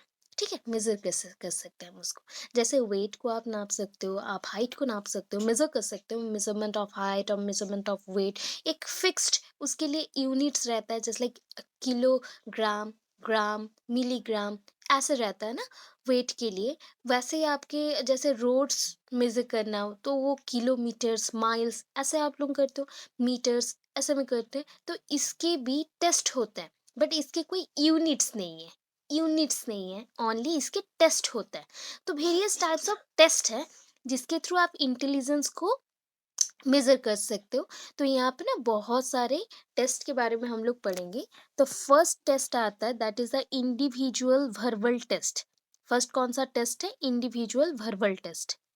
One second. Individual verbal test, the test involves the use of language and administered to an individual at a time। हम लोग क्या करेंगे? एट ए टाइम एक ही इंडिविजुअल के ऊपर टेस्ट करेंगे उनके लैंग्वेज को। ठीक है, जैसे आपको मल्टीपल लैंग्वेज पता है, you know multiple language more than 2 और 3। ठीक है, अभी उसके ऊपर आपका ग्रिप कितना है, एक लैंग्वेज को आप कितना यूज करते हैं या कितना प्रोमिनेंटली यूज करते हैं, मीन्स सटीक तरह से यूज करना, तो उसके लिए जो टेस्ट होता है उसको बोलते हैं इंडिविजुअल वर्बल टेस्ट। नाम में ही सब कुछ है, उसका जो हेडिंग मेंशन है ना उसमें ही सब कुछ है। इंडिविजुअल मीन्स पर इंडिविजुअल में आपको चेक करना है, वर्बल मीन्स भाषागत, लैंग्वेज टेस्ट। अभी हिंदी में इसको क्या बोलेंगे? इंडिविजुअल मीन्स आप लिख सकते हो यहाँ पे इंडिविजुअल को कि इंसान है ना, तो आप सिर्फ लिखोगे वर्बल टेस्ट। वर्बल टेस्ट में शाब्दिक परीक्षण, मनुष्य का शाब्दिक परीक्षण ऐसा मेंशन कर सकते हैं। So an example for this is Stanford Binet scale. अभी बिने कौन थे? यूनिट फैक्टर थ्योरी को जिसने डिस्कवर किया था। ठीक है, यूनिट फैक्टर थ्योरी को जिन्होंने डिस्कवर किया था वो थे बिने। BINET है, बिनेट आप लोग बोलना चाहोगे बट बिने लिखना है। ठीक है, बिने। सो उनके साथ ना और एक पर्सन थे, स्टैनफोर्ड। ठीक है, स्टैनफोर्ड। तो दोनों ने मिलके क्या किया? एक स्केल बनाया, जैसे आपके मेजरमेंट स्केल्स होते हैं वैसे ये स्केल भी है। ठीक है, सो उन्होंने क्या किया? फ्रेंच साइकोलॉजिस्ट, आपका जो बिने है, बिने कहाँ के हैं? फ्रेंच साइकोलॉजिस्ट है, फ्रेंच के हैं एंड साइकोलॉजिस्ट है, मनोविज्ञान के ऊपर उन्होंने किया था अपना स्टडी, जो था मनोविज्ञान के ऊपर किया था, मीन्स वो मनोवैज्ञानिक है। ठीक है, फ्रेंच साइकोलॉजिस्ट अल्फ्रेड बिने। अल्फ्रेड बिने फादर ऑफ इंटेलिजेंस। देखिए, इंफॉर्मेशन ये है कि फादर ऑफ इंटेलिजेंस कौन है, क्योंकि हमने पढ़ा था फादर ऑफ कॉग्निटिव डेवलपमेंट पियाजे है। ठीक है, वैसे फादर ऑफ इंटेलिजेंस आया अल्फ्रेड बिने, बिकॉज उन्होंने स्टार्ट किया था इंटेलिजेंस के ऊपर सारा टेस्ट मटेरियल्स, और यूज़ कैसे करें टेस्ट मटेरियल्स को इंडिविजुअल्स के ऊपर, प्लस उन्होंने बहुत सारे थ्योरीज भी दिए थे एंड उनका थ्योरी एक्सेप्टेबल नहीं था, बट फिर भी पहले के टाइम पे एंशियंट पीरियड में बहुत यूज होता था। ठीक है, सो अल्फ्रेड विनी father of intelligence has constructed this scale. उन्होंने स्केल बनाया। This test contains 30 items arranged in order with increasing difficulty. जैसे एक बच्चे को गेम खेलने बोला जाए तो क्या करता है? फर्स्ट ऑफ ऑल वो गेम स्टार्ट करता है, जैसे गेम स्टार्ट करेगा फर्स्ट लेवल उसने क्रॉस कर लिया, अभी सेकंड लेवल जाएगा, सेकंड लेवल क्रॉस हो गया, थर्ड लेवल क्रॉस हो गया, फोर्थ, फिफ्थ, सिक्स्थ, ऐसे करके सो ऑन वो मूव करेगा। जैसे वो मूव कर रहा है डिफिकल्टी लेवल इंक्रीज होगा कि नहीं? ऑब्वियस होता है, आप खुद भी गेम्स खेले होंगे या फिर कोई कंपटीशन में होंगे तो होता है ना, फर्स्ट राउंड में थोड़ा सा एवरेज टाइप हम लोग रहते हैं, उसके बाद थोड़ा सा हायर लेवल में आते हैं, उसके बाद और higher level means difficulty level थोड़ा थोड़ा इंक्रीज होता है। तो ऐसे ही यहाँ पे टेस्ट मटेरियल को, परीक्षण की जो विधि है, विधि के अंदर जो जो हमने प्रक्रिया को यूज किया है, व्यवहार किया है, उसको हमने 30 भागों में डिवाइड कर दिया एंड 30 भागों में different types of difficulty level रखा, मीन्स कठिनाई उसमें उतना ही रखा हमने। At age 3 point out nose eyes mouth. So at age 3 आपको बोला गया, आप जब 3 साल के थे तो आपको पॉइंट आउट करना है नोज, आइज एंड माउथ को, तो ये पहला था। एट एज 7, 7 में क्या किया गया? What is missing in the unfinished picture. जैसे होता है ना, आप सुडोको खेलते हो, सुडोके के बाद कुछ पिक्चर्स रहता है, पिक्चर्स में जैसे कोई एक अल्फ़ाबेट मिसिंग है या फिर एक सीनरी के पार्ट मिसिंग है या फिर एक पर्सन मिसिंग है पिक्चर के अंदर, तो उसको ढूँढने के लिए बोलते हैं, तो वो टेस्ट होता है एट द एज ऑफ 7। 7 साल का बच्चा जब हो जाएगा तब ये टेस्ट किया जाता है, उनके आईक्यू को चेक करने के लिए। The test is for people from 2 to 20 years. ये 2 साल के बच्चों से स्टार्ट करेंगे ये टेस्ट को 20 साल के बच्चों तक, बिकॉज़ हमने टीनेजर्स को भी यहाँ पे पकड़ा, एडोलेसेंट पीरियड तक पूरा टेस्ट करेंगे। Starting with the infancy period, infancy से लेके early childhood, late childhood, means आप गर्भावस्था को छोड़ के गर्भावस्था के बाद नवजात से आप स्टार्ट करेंगे। नवजात से आरंभ होगा, खत्म होगा आपका पौढ़ावस्था तक, मतलब किशोरावस्था से थोड़ा ऊपर 20 इयर्स आ गया तो पौढ़ावस्था में आ गए, एडल्टहुड में आप एंटर कर रहे हो तो उस पीरियड तक ये टेस्ट चलेगा। ठीक है, the Indian version is called सामान्य बुद्धि परीक्षा। ठीक है, इंडियन वर्जन है ना, तो सारा हिंदी में ही रहता है, मैक्सिमम टाइप वो संस्कृत वर्ड यूज करेंगे या फिर हिंदी वर्ड यूज करेंगे। तो इंडियन में इसको क्या कहते हैं, मतलब इंडियन में इसको चेंज किया, वर्जन को निकाला, तो उसको बोला गया सामान्य बुद्धि परीक्षा। सामान्य बुद्धि परीक्षा।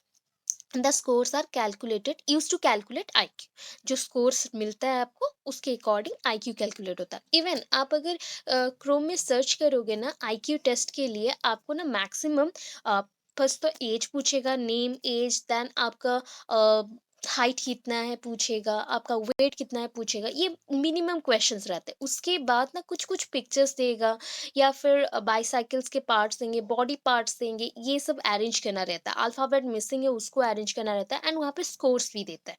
तो ये टेस्ट स्किल ऑलरेडी क्रोम में प्रेजेंट है। अब आपको क्या करना है, वहाँ जाके आप कर सकते हो, खुद को मेजर कर सकते हो कि आपका आईक्यू लेवल इस बेसिस पे फर्स्ट इंडिविजुअल वर्बल टेस्ट के अकॉर्डिंग आपका कितना है आईक्यू लेवल, बुद्धि, सामान्य ज्ञान कितना है, सामान्य बुद्धि परीक्षा और सामान्य ज्ञान परीक्षा।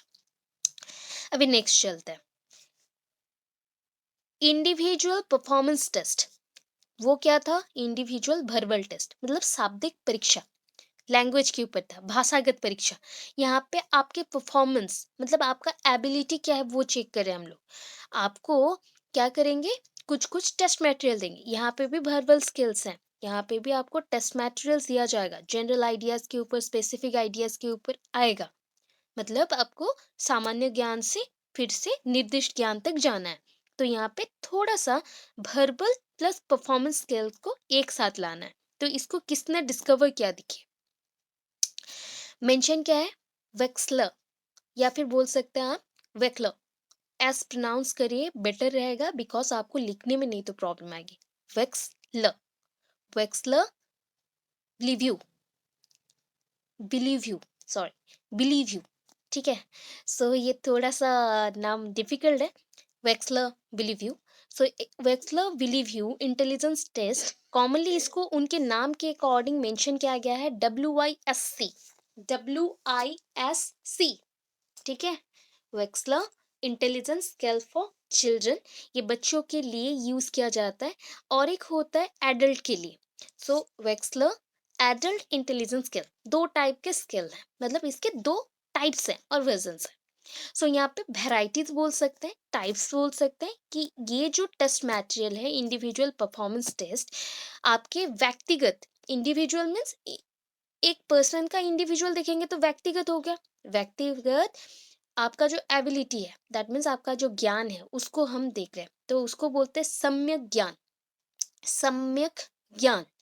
तो उसको चेक करने के लिए ये प्रोसेस आया था, that is Wechsler Bellevue intelligence test, WBIT, उनके नाम के अकॉर्डिंग मैंने बोला। इसको दो पार्ट्स में डिवाइड किया गया है, एक एडल्ट के लिए है, एक बच्चों के लिए है। एडल्ट के लिए Wechsler intelligence scale for children, Wechsler adult intelligence scale. तो यहाँ पे थोड़ा ना हम चेंज कर सकते हैं, जैसे कि यहाँ पे वेक्सलर एडल्ट इंटेलिजेंस स्केल है तो वेक्सलर इंटेलिजेंस स्केल फॉर एडल्ट भी लिख सकते हो। ठीक है, उसको चेंज कर देंगे तो यहाँ पे क्या हो जाए, WISC जैसा है ना, WISA हो जाएगा। ठीक है, तो वैसे करने से याद रहेगा। सो समटाइम्स इसको बोला जाता है कि यहाँ पे ना लैंग्वेज भी टेस्ट किया जाता है कि बच्चों को कितना याद रह रहा है, एंड उनके जो अदर परफॉर्मेंस है उसको भी चेक करते हैं हम लोग, कि बच्चा, एक छोटे बच्चे का जैसा एडवर्टाइज होता है ना हॉर्लिक्स में या कम्प्लान में, तो जब वो टेस्ट कर रहा है तो उसके साथ उसके कौन से फंक्शन को वो शो कर रहा है, उसका ग्रोथ शो किया, उसका इंटेलिजेंस भी शो कर रहा है, उसका दिमाग भी थोड़ा साइज में इंक्रीज किया, बॉडी भी ग्रोथ इंक्रीज कर रहा है, तो हाइट के साथ उसका वेट भी इंक्रीज करेगा, प्लस उसके एपिटाइट के ऊपर कहते हैं, दैट मीन्स एपिटाइट मीन्स उसको कम भूख लगेगा, उसका खाना दैट मीन्स न्यूट्रिशन फुलफिल्ड हो गया। ठीक है, तो यहाँ पे जैसे मल्टीपल फंक्शन दिखाया ना एक चीज के लिए, तो वैसे ही यहाँ पे 5 परफॉर्मेंस हम चेक कर सकते हैं, एट अ टाइम 5 परफॉर्मेंस हम चेक कर सकते हैं। सो यहाँ पे क्या है ना, ये सेल स्केल जो है, स्केल के अंदर अगेन 11 सबसेट्स हैं, दैट मीन्स बोल सकते हैं सबसेट्स होता है, जैसे सेट का पार्ट हम बोल देते कि आप जैसे मैथ्स करते थे ना, तो मैथ का अगर हाफ पार्ट और किसी में हो तो उसको हम मेंशन करते हैं ये बी का सबसेट है या बी ए का सबसेट है। अच्छा, उतना भी छोड़े बिकॉज आर्ट स्टूडेंट है तो डिफिकल्ट हो जाएगा, तो मैं और इजी बोलती हूँ। सपोज एक स्केल आपने पकड़ा, नॉर्मल स्केल जो आपके पास रहता है, उसमें देखिए कितने सारे मार्क रहते हैं, लाइनिंग्स रहते हैं। ठीक है, 1 2 3 4 अभी मेंशनड है, एक साइड से अगर चेक करोगे तो सेंटीमीटर्स वाइज है। ठीक है, अगर ऑपोजिट साइड से चेक करेंगे तो इंच अकॉर्डिंग होता है, 1 इंच 2 इंच 3 इंच ऐसा रहता है। तो वैसे ही यहाँ पे ना डिविजन्स रहते हैं, परफॉर्मेंस को चेक करने के लिए हाई टू लो या लो टू हाई, यहाँ पे 11 सेट्स होता है, एंड 11 सेट्स का वर्क भी डिफिकल्टीज लेवल को शो करता है। ठीक है, सो 11 सबसेट्स हैं, तो उसके अंदर 6 सबसेट्स किसके लिए, वर्बल, जहाँ पे लैंग्वेज आपका, लैंग्वेज कितना पता है या आपको शाब्दिक ज्ञान कितना है, आपको वर्ड्स एसोसिएशन आते हैं कि नहीं, सेंटेंस मेकिंग आते हैं कि नहीं, वो सब चेक किया जाता है। और 5 में क्या करते हैं, परफॉर्मेंस चेक करते हैं, आपका परफॉर्मेंस लेवल कितना है, how you deal with any type of situation or difficulties or any type of hurdles, how you solve your problems, or how to deal with the society or social persons। ऐसे करके बहुत सारे यहाँ पे parts हैं। तो 5 performance के लिए है, 6 कितने हैं, 6 भरवल के लिए है। ठीक है, तो उसके बाद क्या करेंगे, आईक्यू में जैसे पहले वाले केस में हमने क्या किया, स्कोर को फिर चेक किया, ऐसे भी यहाँ पे टेस्ट देंगे, उसके बाद ऐड करेंगे मार्क को, हो गया स्कोर। तो calculate the IQ after giving this exam और giving this test. So verbal scale में आप क्या करते हैं, नॉर्मली आपको जनरल कंप्रीहेंशन कितना पता है, जैसे होता है ना जीके, एग्जाम में एक बोलूं, तो एग्जाम के अकॉर्डिंग अगर हम चलेंगे तो आप अगर मैथ्स एग्जाम देने जा रहे हो, ठीक है, मैथ्स के जो ओलंपियड होता है तो उसमें अगर आप पार्टिसिपेट कर रहे हो तो वहाँ पे क्या होता है, पहले ना जीके मेंशन्ड होता है, 20 मार्क्स का या 30 मार्क्स का जीके होगा, एंड लास्ट जो रेस्ट 70 मार्क्स हो गए तो 70 मार्क्स में मैथ्स होता है। वैसे हर एक सब्जेक्ट का टेस्ट होता है, तो ये टेस्ट एक्चुअली आपके परफॉर्मेंस को टेस्ट करने के लिए रहता है, एंड यही होता है आपका वेक्सलर इंटेलिजेंस स्किल। ठीक है, सो वेक्सलर की अकॉर्डिंग यहाँ पे जो वर्बल स्किल है वो आपके जनरल आइडियाज को चेक करता है, दैट मीन्स जीके एप्टीट्यूड आपको कितना आता है उसको चेक करता है, जनरल इंफॉर्मेशन आपको कितना पता है। ठीक है, एंड जो रेस्ट पोर्शन रह गया, तो रेस्ट पोर्शन को कौन टेस्ट करेगा, आपका परफॉर्मेंस, दैट मीन्स परफॉर्मेंस, जो इंडिविजुअल परफॉर्मेंस चेक करने के लिए 5 सेट्स रह गए, सबसेट्स, उस तो उसमें हम एथमेटिक, रीजनिंग और dissimilarities between the two things, मतलब क्या अलग है, अगर दो पर्सन को एक साथ रखा गया तो उसके अंदर क्या क्या अलग है वो चीज़ों को देखना, डिजिट्स को चेक करना, या फिर स्पान, मतलब कितना बड़ा डिजिट है, उसके अंदर वेरिएशन कितने टाइप्स के हैं, अगर वो ऑड है तो कितने नंबर्स उसमें ऑड है या इवन है तो कितने नंबर्स इवन है, माइनस करने से कितना आएगा, प्लस करने से कितना आएगा, ये सारा आता है डिजिट स्पैन। ठीक है, याद रहा, इतना क्लियर है, ये सुनो। ओके, सो नेक्स्ट चलते हैं, अभी देखिए ग्रुप वर्बल टेस्ट, एक एक आ रहा है, सब में ना वर्बल लिखा हुआ है, क्योंकि ना आपका जो इंटेलिजेंस रहता है वो 2 पार्ट्स में हम डिवाइड करते हैं, एक होता है वर्बल, एक होता है नॉन वर्बल। सो वर्बल में इतने सारे टेस्ट आएंगे, again non verbal 4th point पे स्टार्ट होता है, that is a group non verbal test. Group verbal test में क्या होगा, देखिए, use of language are applied to group of individuals. आप मैक्सिमम हम क्या कर रहे थे अभी तक, पर्टिकुलर एक इंडिविजुअल के ऊपर टेस्ट कर रहे थे, बट अभी ग्रुप में करेंगे।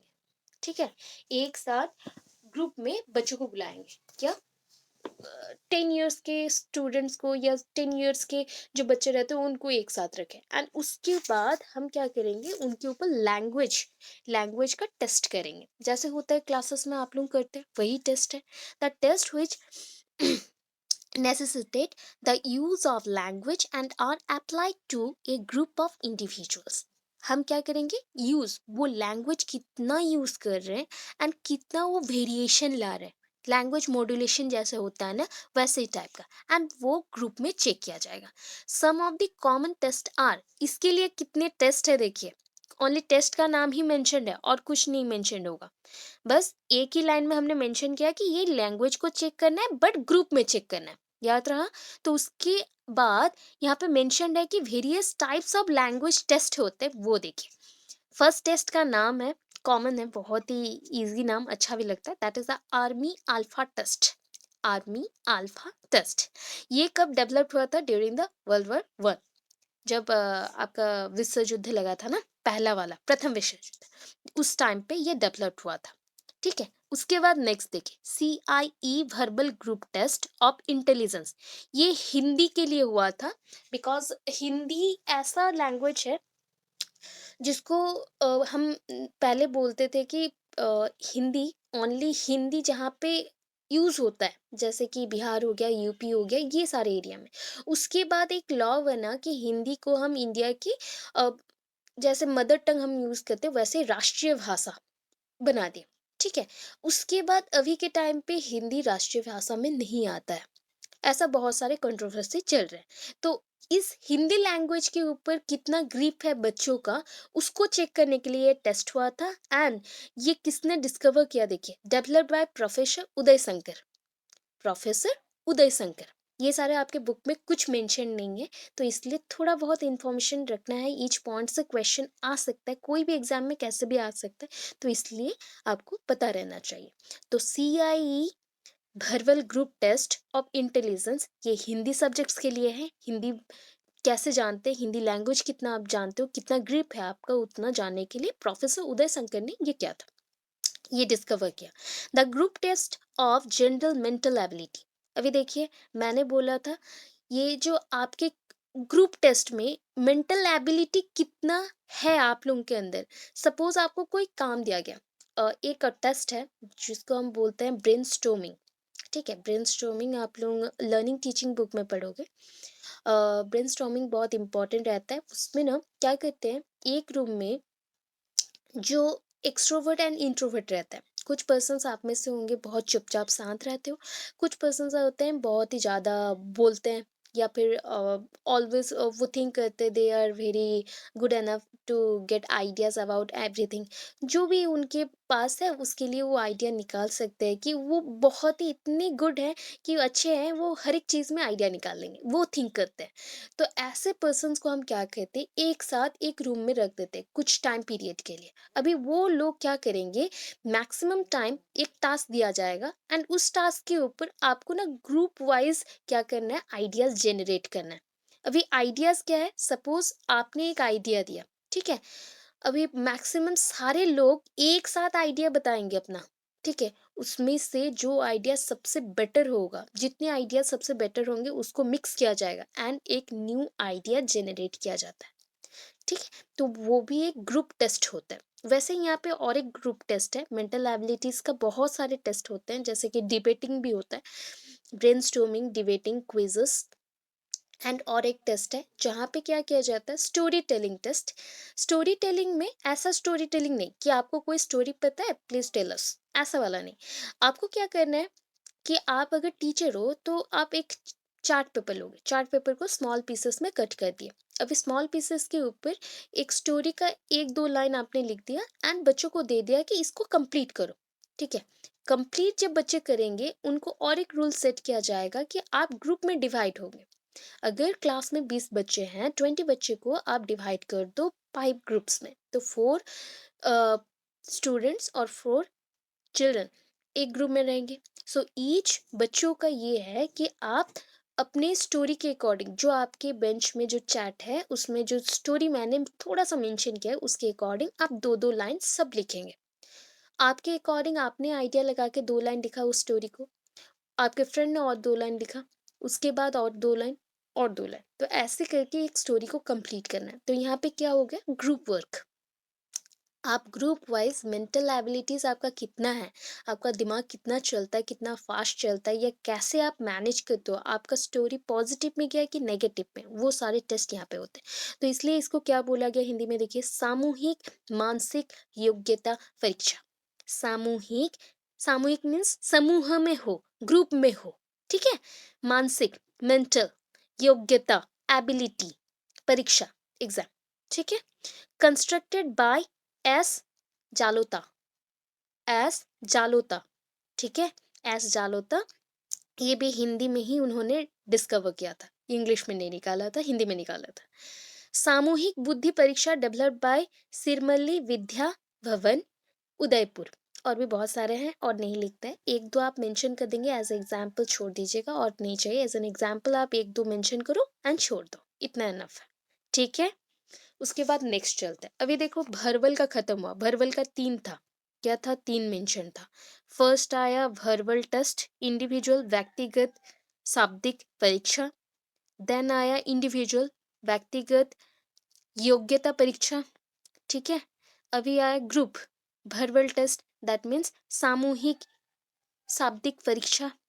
उसके बाद हम चल रहे हैं ग्रुप नॉन वर्बल टेस्ट। यहाँ पे शब्दिक नहीं होगा, बिकॉज शब्द को छोड़ के, अभी लैंग्वेज को छोड़ के हम चल रहे हैं, तो लैंग्वेज को चेक नहीं कर रहे हैं, लैंग्वेज को छोड़ के जो उसके अदर रिप्रेजेंटेटिव्स रहते हैं, जैसे कि आपका बिहेवियर, जेस्चर, या फिर आप कैसे नंबर्स को यूज करते हो, वो सब होगा, ठीक है। This test this test sorry test do not use language and apply to a group. यहाँ पे लैंग्वेज बिल्कुल यूज नहीं होगा, इस टेस्ट में कोई भी लैंग्वेज यूज नहीं किया जाएगा। यहाँ पे लैंग्वेज को छोड़ के आप कोई नॉर्मल नंबर्स लिख सकते हो, जेस्चर, बिहेवियर, या फिर कोई भी स्टेप्स लिख सकते हो, बट यहाँ पे लैंग्वेज यूज नहीं करो, मैथमेटिकल लैंग्वेज यूज करो, या फिर कोई भी सिंबल्स यूज कर सकते हैं, बट हम यहाँ पे क्या नहीं यूज करेंगे, लैंग्वेज को बिल्कुल यूज नहीं करेंगे। Some of the common test are, वहाँ पे आपने आर्मी अल्फा टेस्ट पढ़ा था ग्रुप वाला में, ठीक है। अभी नॉन वर्बल है तो उसके ऑपोजिट में चलेंगे, आर्मी बीटा टेस्ट, ठीक है। वहाँ पे आपने सीआई ग्रुप वर्बल टेस्ट किया था, यहाँ पे CI non verbal group test किया, ठीक है। एडवांटेज क्या है ग्रुप टेस्ट का, हम क्या कर सकते हैं, वेरी लार्ज नंबर पे एक साथ काम कर सकते हैं, that means working together, working together, team work, team work, team work बहुत ही इंपॉर्टेंट रहता है कोई काम को अच्छे से करने के लिए। जो काम आप अकेले नहीं कर सकते, तो मैक्सिमम पर्सन जब जुड़ जाते हैं तो अच्छा हो जाता है, ठीक है। सिंप्लीफाइड एग्जामिनर रोल, आपको क्या होता है ना, एग्जामिनर जो रहता है ना, वो उसका वर्क को आप बहुत इजी करते हैं। जैसे कि मैं अगर ग्रुप में कोई टास्क देती हूँ तो आप ग्रुप में करके आएंगे, तो मुझे ना इंडिविजुअली आपको जज नहीं करना पड़ा, आपके ग्रुप को जज करना है, तो मेरा टास्क बहुत ही कम टाइम में खत्म हो जाएगा, ठीक है। स्कोरिंग टिपिकली मोर ऑब्जेक्टिव्स, हम क्या कर सकते हैं यहाँ पे ना, हर एक टेस्ट का, एग्जामिनेशन का ऑब्जेक्टिव्स रहता है, एंड एम से बड़ा क्या है, एम से बड़ा एग्जामिनेशन है, ठीक है। सपोज एम आपका, ये एम है, ठीक है।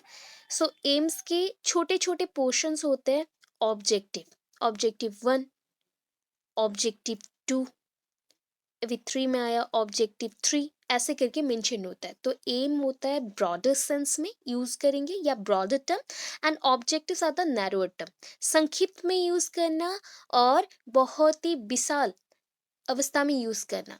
तो एम एंड ऑब्जेक्टिव, आपका एक निर्दिष्ट एम है, दैट मीन्स गोल है, आप कुछ जीवन में बनना चाहते हो, आपके लक्ष्य है ना, तो वो लक्ष्य को पूरा करने के लिए कुछ ऑब्जेक्टिव्स को फुलफिल करना पड़ता है।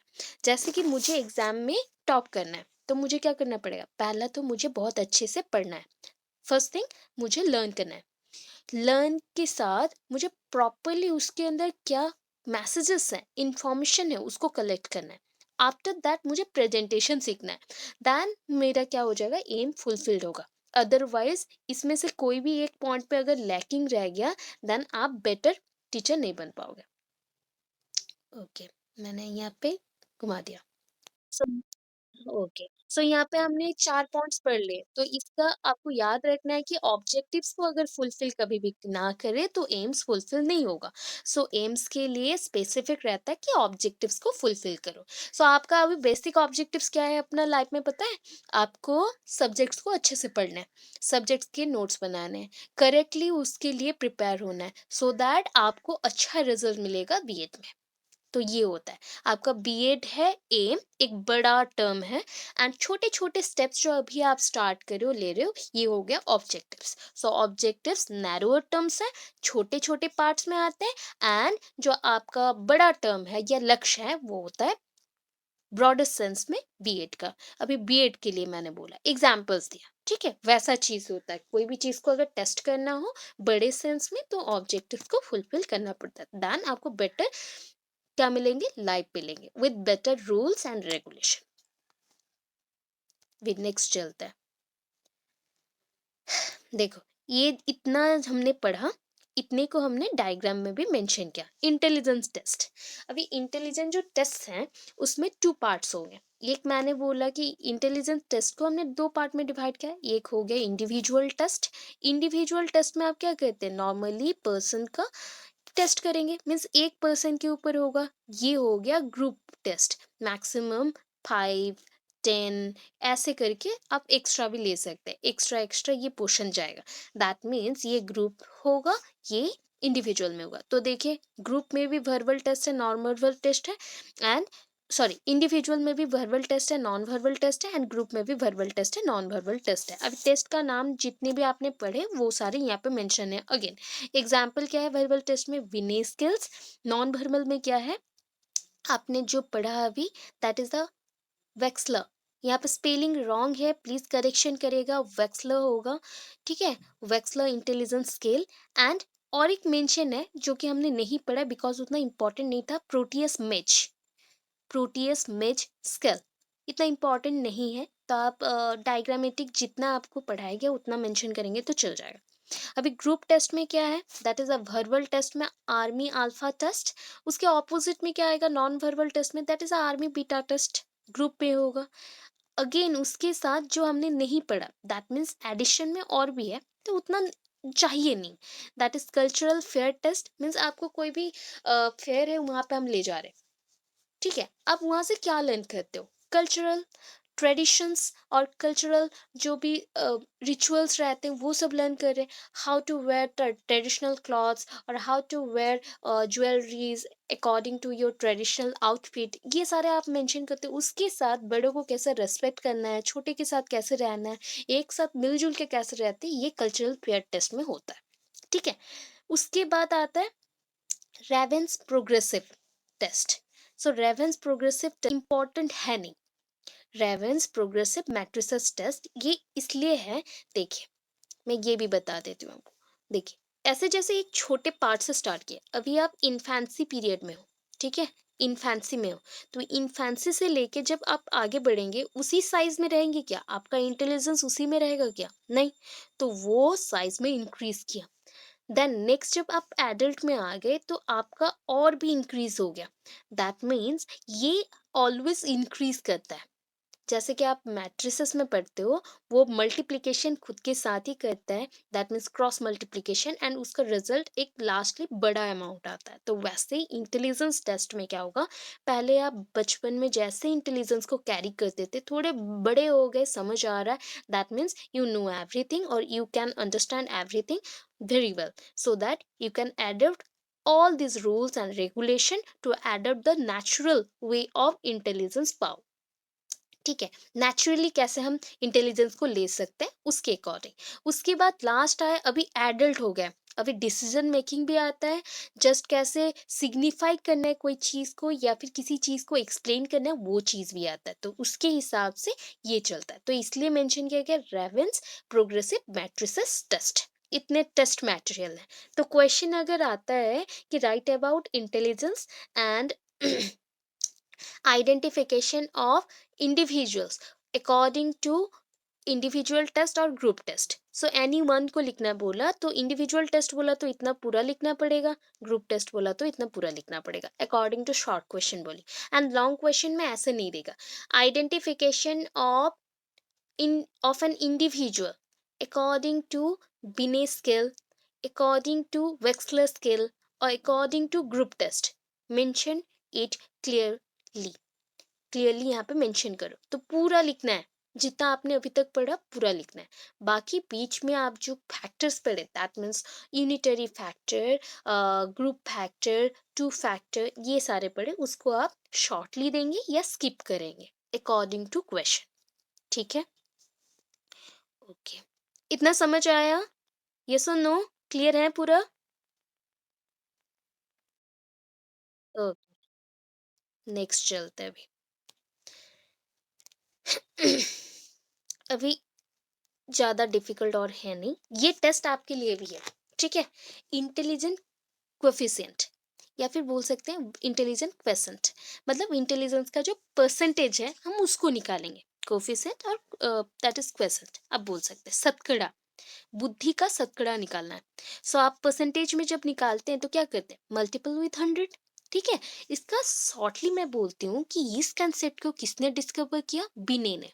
किसने डिस्कवर किया, बिने ने। ठीक है, so first of all this concept was discovered by Binet to check the mental age of the person, mental age, और नॉर्मली हम बोल सकते हैं intelligence quiescent of the person, person का इंटेलिजेंट क्वेसेंट और बुद्धि का शतकड़ा देखने के लिए, समझने के लिए बिने ने ये कंसेप्ट को निकाला। William stern suggested another term, knowledge, sorry, another term known as intelligence quotient। तो यहाँ पे मेंशन किया गया इंटेलिजेंट कोफिशिएंट बोल सकते हैं या फिर इंटेलिजेंट क्वेश्चन, मतलब बुद्धि का शतकड़ा बोल सकते हो। ठीक है, बुद्धि का शतकड़ा और मानसिक जो आपका एज है उसको निकालना। तो बीने ने इसको बोला था कि एक पर्सन का हम मेंटल एज डिस्कवर करेंगे या फिर उसको आईक्यू को टेस्ट करेंगे या कैलकुलेट करेंगे। तो उसको डिस्कवर करने के लिए, कोई चीज़ को डिस्कवर करने के लिए फॉर द फर्स्ट टाइम आपको बहुत सारे रूल्स फॉलो करने पड़ेंगे। तो उसको फॉलो करते हुए उन्होंने दो चीज़ लिया। क्या लिया, एक लिया मेंटल एज और एक लिया क्रोनोलॉजिकल एज।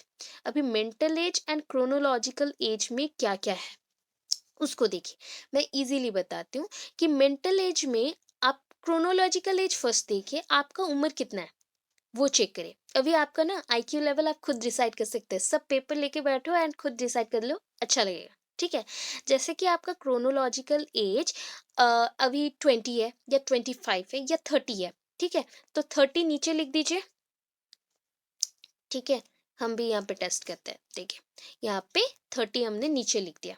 अभी मेंटल एज, आप अपनी उम्र में कैसा बिहेव करते हो, ऑलवेज आप मैच्योर जैसा बिहेव करते हो या फिर इमैच्योर या बेबी जैसा बिहेव करो या टीनेज जैसा बिहेव करो। कुछ पर्सन्स होते हैं ना बहुत ही मैच्योर होते हैं, तो उनका एज अगर 20 होता है तो वो 40 जैसा बिहेव करते हैं, उनका मेंटल एज 40 जैसा होता है। मीन्स 40 ईयर्स में जैसे लोग सोचते हैं, जितना आइडियाज लगा सकते हैं उतना उनके एक्सपीरियंस के अकॉर्डिंग। तो ये हो गया 40/20 × 100। तो यहाँ पे आप निकाल सकते हैं उसको कैलकुलेट करके। वैसे ही अगर हम बोले कि आप 30 ईयर्स के हैं एंड बट आप बिहेव करते 20 ईयर्स जैसा, ठीक है, तो इसको आप 100 से मल्टीप्लाई कर दीजिए, निकालिए अभी टोटल कितना होता है। ठीक है, नियर अबाउट यहाँ पे ऐसे आप डिवाइड करेंगे, उसको कैलकुलेट करेंगे, 3 से 2 को डिवाइड करेंगे। सो जितना मिलेगा उसको 100 के साथ मल्टीप्लाई कर दो। तो एक एग्जाम्पल मैं आपको दिखाती हूँ यहाँ पे और भी, वेट। क्रोनोलॉजिकल एज होता है आपका जो रियल एज है उसको क्रोनोलॉजिकल एज बोलते हैं। ठीक है, जितना भी आपका एज है उसको क्रोनोलॉजिकल एज बोलते हैं। एंड आप उस एज में कैसे एक सिचुएशन को हैंडल करते हो या एक्सप्रेस करते हो अपने बिहेवियर को, उसके अकॉर्डिंग ये फिर से मेंशन्ड है यहाँ पे, एग्जाम्पल लिख दिया गया। देखिए, suppose a child chronological age is 5। एक बच्चा 5 ईयर्स का है, ठीक है, 5 साल का बच्चा है एंड वो सक्सेसफुली टेस्ट आइटम्स को यूज कर लिया। तो वो सारे जो टेस्ट आइटम्स थे किसके, बिने के, ठीक है, उनके अकॉर्डिंग उन्होंने प्रॉपरली यूज किया, जैसे कि एक 7 साल का बच्चा कर लेता है। ठीक है, इसलिए उनका मेंटल एज उन्होंने मेंशन किया 7 साल। अभी 7/5 इंटू 100 कितना आएगा? 140। ठीक है, अभी मैं क्या की 5 से डिवाइड कर दी, 5 से डिवाइड कर दो तो यहाँ पे 20 आ गया। 20 इंटू 7 दैट इज 140। तो इसका इंटेलिजेंट और आईक्यू हो गया 140। तो आप लोग डिस्कवर करिए अपना अपना, या फिर आप लोग निकालिए अपना अपना, कैलकुलेट करो आईक्यू। आप कैसे बिहेव करते हो ये आप ही जानते हैं, आप कैसे बिहेव करते हैं। आप 20s के अकॉर्डिंग बिहेव करते हैं या 30s के अकॉर्डिंग, क्योंकि इतना एक्यूरेटली और कोई बता नहीं सकता आपको छोड़ के। जैसे मैं अगर 25 की हूँ, बिहेव भी वैसे ही 20s या 30s के जैसे ही करती हूँ, तो उसके अकॉर्डिंग मेरा कितना आएगा मैं डिस्कवर कर सकती हूँ, या फिर मैं कैलकुलेट कर सकती हूँ। वैसे आप लोग भी कैलकुलेट कर सकते हैं। ठीक है, तो उसके अकॉर्डिंग यहाँ पे क्या क्या मेंशन्ड है वो देखिए। ये तो हो गया, हमने पूरा परसेंटेज निकाल लिया, आईक्यू निकाल लिया, क्रोनोलॉजिकल एज जान लिया, मेंटल एज जान लिया। ऑलवेज याद रखिएगा, मेंटल एज अपर पार्ट में रहेगा and chronological age lower part में। That means MA by CA into 100।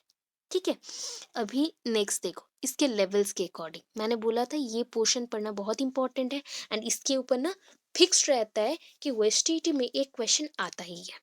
ठीक है, OSTT में एक क्वेश्चन आएगा। जैसे कि मैंने कल भी बोला था, मोरोन इम्बाइसल हम बहुत बार टर्म्स यूज कर रहे थे, तो यहाँ पे देखिए कितना कितना है। फर्स्ट तो नीचे से चलता है। सो नीचे में क्या है, फर्स्ट है आपका बिलो 25। बिलो 25 को हम बोलते हैं जिनका आईक्यू लेवल बिलो 25 रहता है वो होते हैं इडियट। ठीक है, आईक्यू लेवल जिनका 25 होता है वो होता है इडियट, बिलो 25 या 25 तक। अभी ना बहुत सारे बुक्स में इसके वेरिएशंस भी हैं। ठीक है, नाम चेंज किया गया है या फिर नंबर्स को चेंज किया गया है। मतलब ये बिने का कंसेप्ट है, तो बिने ने ये स्केल को निकाला था, बट उसको छोड़ के भी तो और बहुत सारे स्केल्स निकले हैं ना, तो उसकी वेरिएशंस भी, रेंजेस भी अलग अलग है। तो बिलो 25 होने से इडियट, 25 से 50 आपका आईक्यू लेवल अगर 25 से 50 के अंदर है, इम्बेसाइल। दैट मीन्स इस टाइम पे ना आपको अगर कुछ समझाया जाए फिर भी आपका ब्रेन उतना ज़्यादा रिसीव नहीं करेगा। इडियट मीन्स पूरा गधा, मतलब कुछ उसको समझ नहीं आएगा, बुद्धि नहीं है, कुछ नहीं है। बट इम्बेसाइल में हल्का सा है, थोड़ा सा बेटर हो रहा है, क्योंकि हमारा डबल हो गया आईक्यू लेवल। अभी 25 से 50 के बाद 50 से 75 में आ गया, वो हो गए मोरॉन्स। अभी मोरॉन्स में क्या होगा, बुद्धि जो है ना थोड़ा सा बढ़ रहा है, थोड़ा अपलिफ्ट हो रहा है, बट अभी तक बच्चे कुछ पोर्शन में अच्छे हैं, कुछ पोर्शन में बुरे हैं। दैट मीन्स उनको गाना सुनना पसंद है, उसमें इंटरेस्ट है, पढ़ाई में इंटरेस्ट नहीं है। ऐसे टाइप के जो बच्चे रहते हैं उनका आईक्यू लेवल इसमें रहता है। 75 to 90 डल, बहुत बच्चे डल होते हैं। जैसे कि ना बहुत सारे स्कूल्स में आप देखोगे क्या होता है ना, स्कूल्स में बच्चे जब जाते हैं ऑल टुगेदर एक साथ पढ़ते हैं, तो एवरेज टाइप के बच्चे कुछ रहते हैं वो उनका मार्क्स बहुत अच्छा आता है, और कुछ बच्चे रहते हैं बहुत डल वे में बिहेव करते हैं। बिकॉज इसका रीज़न बहुत सारे हो सकते हैं, फैमिली बैकग्राउंड हो सकता है, इकोनॉमिक प्रॉब्लम्स हो सकते हैं, या फिर फैमिली में अगर बहुत सारे प्रॉब्लम्स के साथ मनी इश्यूज हो, या फिर झगड़े होते हो, तो ऐसे सारा सिचुएशंस आते हैं। ठीक है, वो डल टाइप के स्टूडेंट्स हो गए। अभी देखिए 90 to 101, 90 to 100, सॉरी 101 बोल रही हूँ, 110, 90 to 110। सो 110 में बच्चे आ गए एवरेज टाइप। अभी मैक्सिमम स्टूडेंट्स को हम एवरेज में ही रखते हैं। ठीक है, बट उनके अंदर भी बहुत सारे बच्चे एक्स्ट्रा ऑर्डिनरी होते हैं, जिनको पढ़ाना नहीं पड़ता, वो ऑलरेडी उससे पहले ही सब कुछ कंप्लीट कर देते हैं। ऐसे टाइप के बच्चे होते हैं, तो उस टाइप के बच्चों को हमने क्या किया, थोड़ा सा एवरेज के ऊपर डालेंगे। That is 110 to 120 superior, 110 to 120 superior. अभी 120 से 140 very superior means very intelligent आ गया। ठीक है, वेरी इंटेलिजेंट। और कुछ बच्चे होते गिफ्टेड, 140, 140 एंड अबव, ये गिफ्टेड बच्चे, मतलब इनको ज़्यादा कुछ समझाना नहीं पड़ता है, ये हर एक चीज़ को समझ सकते हैं, हर एक चीज़ को ईजिली ग्रास्प कर सकते हैं, मीन्स पकड़ सकते हैं, समझ सकते हैं, स्टोर कर सकते हैं, एंड रिमेंबर कर सकते हैं बहुत बड़े बड़े क्वेश्चंस को भी। एंड प्लस इनका मेमोरी लेवल इतना हाई रहता है कि ये आज अगर कुछ किया गया हो तो वो टिल 70 ईयर्स के बाद भी उनको पूछोगे तो वो याद रखते हैं। ऐसे टाइप के हैं। तो यहाँ पे कितना हो गया, 25 इडियट। याद नहीं रह रहा तो ओनली 25 मेंशन करो, 25 में इडियट आएगा। 25 टू 50 ये हो गए imbecile, 50 to 75 morons, 75 to 90 dull, 90 to 110 average, 110 to 120 superior, 120 to 140 very superior, 140 to above और 140 से above and above, that is gifted. सो इसमें आपका रेंज कौन सा है वो देखिए, बिकॉज हमने मैक्सिमम लोगों को एवरेज से काउंट करना स्टार्ट किया है। सो एवरेज के बाद आप लोगों का आएगा आईक्यू लेवल। अदरवाइज मैंने अभी तक आपका टेस्ट नहीं लिया है तो मुझे अभी तक आपका लेवल्स पता नहीं है। जैसे लेवल्स पता होगा तो वहाँ पे मार्क भी वैसे ही आ जाता है। अभी एक ही चीज होता है ना, जैसे प्रेजेंटेशन देते हो, ठीक है। अभी एग्जाम में आप लोग कॉपी लिखते हैं ना, सो जैसे एग्जाम में बैठ के आप लोग कॉपी लिख रहे हैं तो हर एक लोगों का इंडिविजुअल क्या रहता है, ओपिनियन रहता है, थॉट रहता है एंड उनके बिहेवियर भी रहता है। तो यूनिक बिहेवियर कैरी करते हैं, that is every individual has unique characteristics, ठीक है, उनके यूनिक बिहेवियर रहता है। तो ये यूनिक बिहेवियर जो है ना, ये वेरी कर रहा है हर एक पर्सन में। अभी कुछ बच्चे होंगे उसी नोट्स को इतने अच्छे से प्रिपेयर करेंगे, प्रेजेंट करेंगे, उसमें उसको कितना मिल गया, 16 से 14 तक मिल जाएगा। और कुछ बच्चे होंगे वो उतना भी लिख नहीं पाएंगे, भूल जाएंगे, ठीक है, उनको मैक्सिमम से मैक्सिमम 8 और 6 मिलेगा।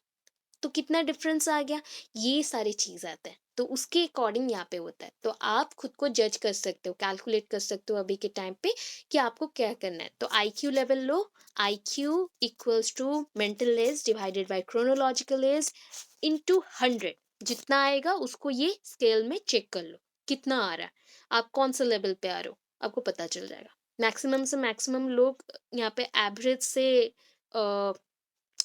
सुपेरियर के अंदर आ जाएंगे, आई थिंक, मुझे लग रहा है, क्योंकि इसका रेंज ही इतना है, 90 से 110 तक है। तो इसके अंदर किसी का 95, 98, 96 ऐसा कुछ आया तो 100 ऐसा भी आ सकता है, तो उसको हम एवरेज में ही डालेंगे। सुपेरियर का वैसे ही है 110 से 120, तो उसके अंदर भी आओगे, ठीक है। क्लियर है इतना?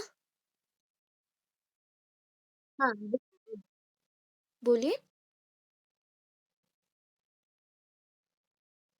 मेंटल एज आप जैसे बिहेव कर रहे हो, आप कैसे बिहेव करते हो किसी और को, आपका कैरेक्टर्स तो मैं अभी बता नहीं सकती बिकॉज हम लोग फेस टू फेस नहीं मिले हैं।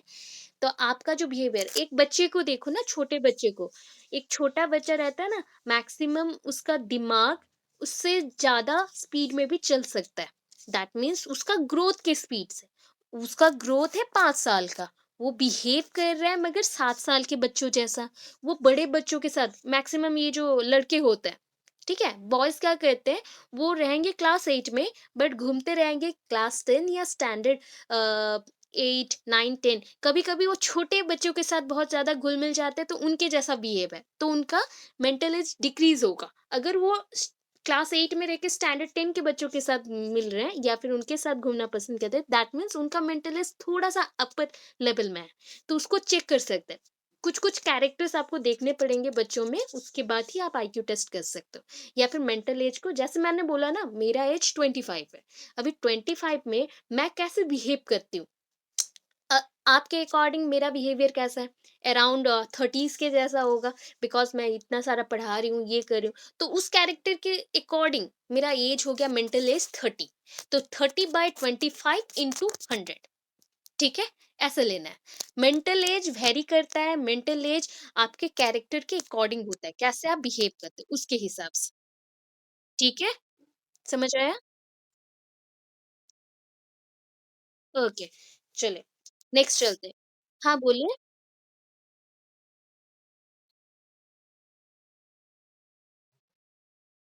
हाँ, हाँ, सुपेरियर में आना, 110।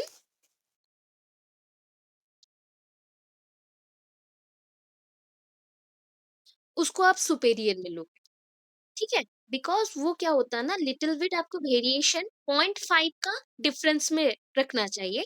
अगर 110 से बिलो में आ रहा है, दैट मीन्स 100.5 आ रहा है, तो ये आ जाएगा एवरेज में, ठीक है। 100.5 से आगे चल रहे हो तो वो आ जाएगा सुपेरियर में, ठीक है? इसको 0.5 का वेरिएशन बोला जाता है, जो कि 0.5 वेरिएशन आप सीजीपीए में करते हो, तो उसमें भी होता है ना, वही वेरिएशन यहाँ पे भी रहेगा। उसको हम नेग्लिजिबल करते हैं बिकॉज़ आप दोनों में आ रहे हो सुपीरियर, वेरी सुपीरियर, तो आप वेरी सुपीरियर काउंट कर सकते हो। ठीक है? हाँ, बोलिए।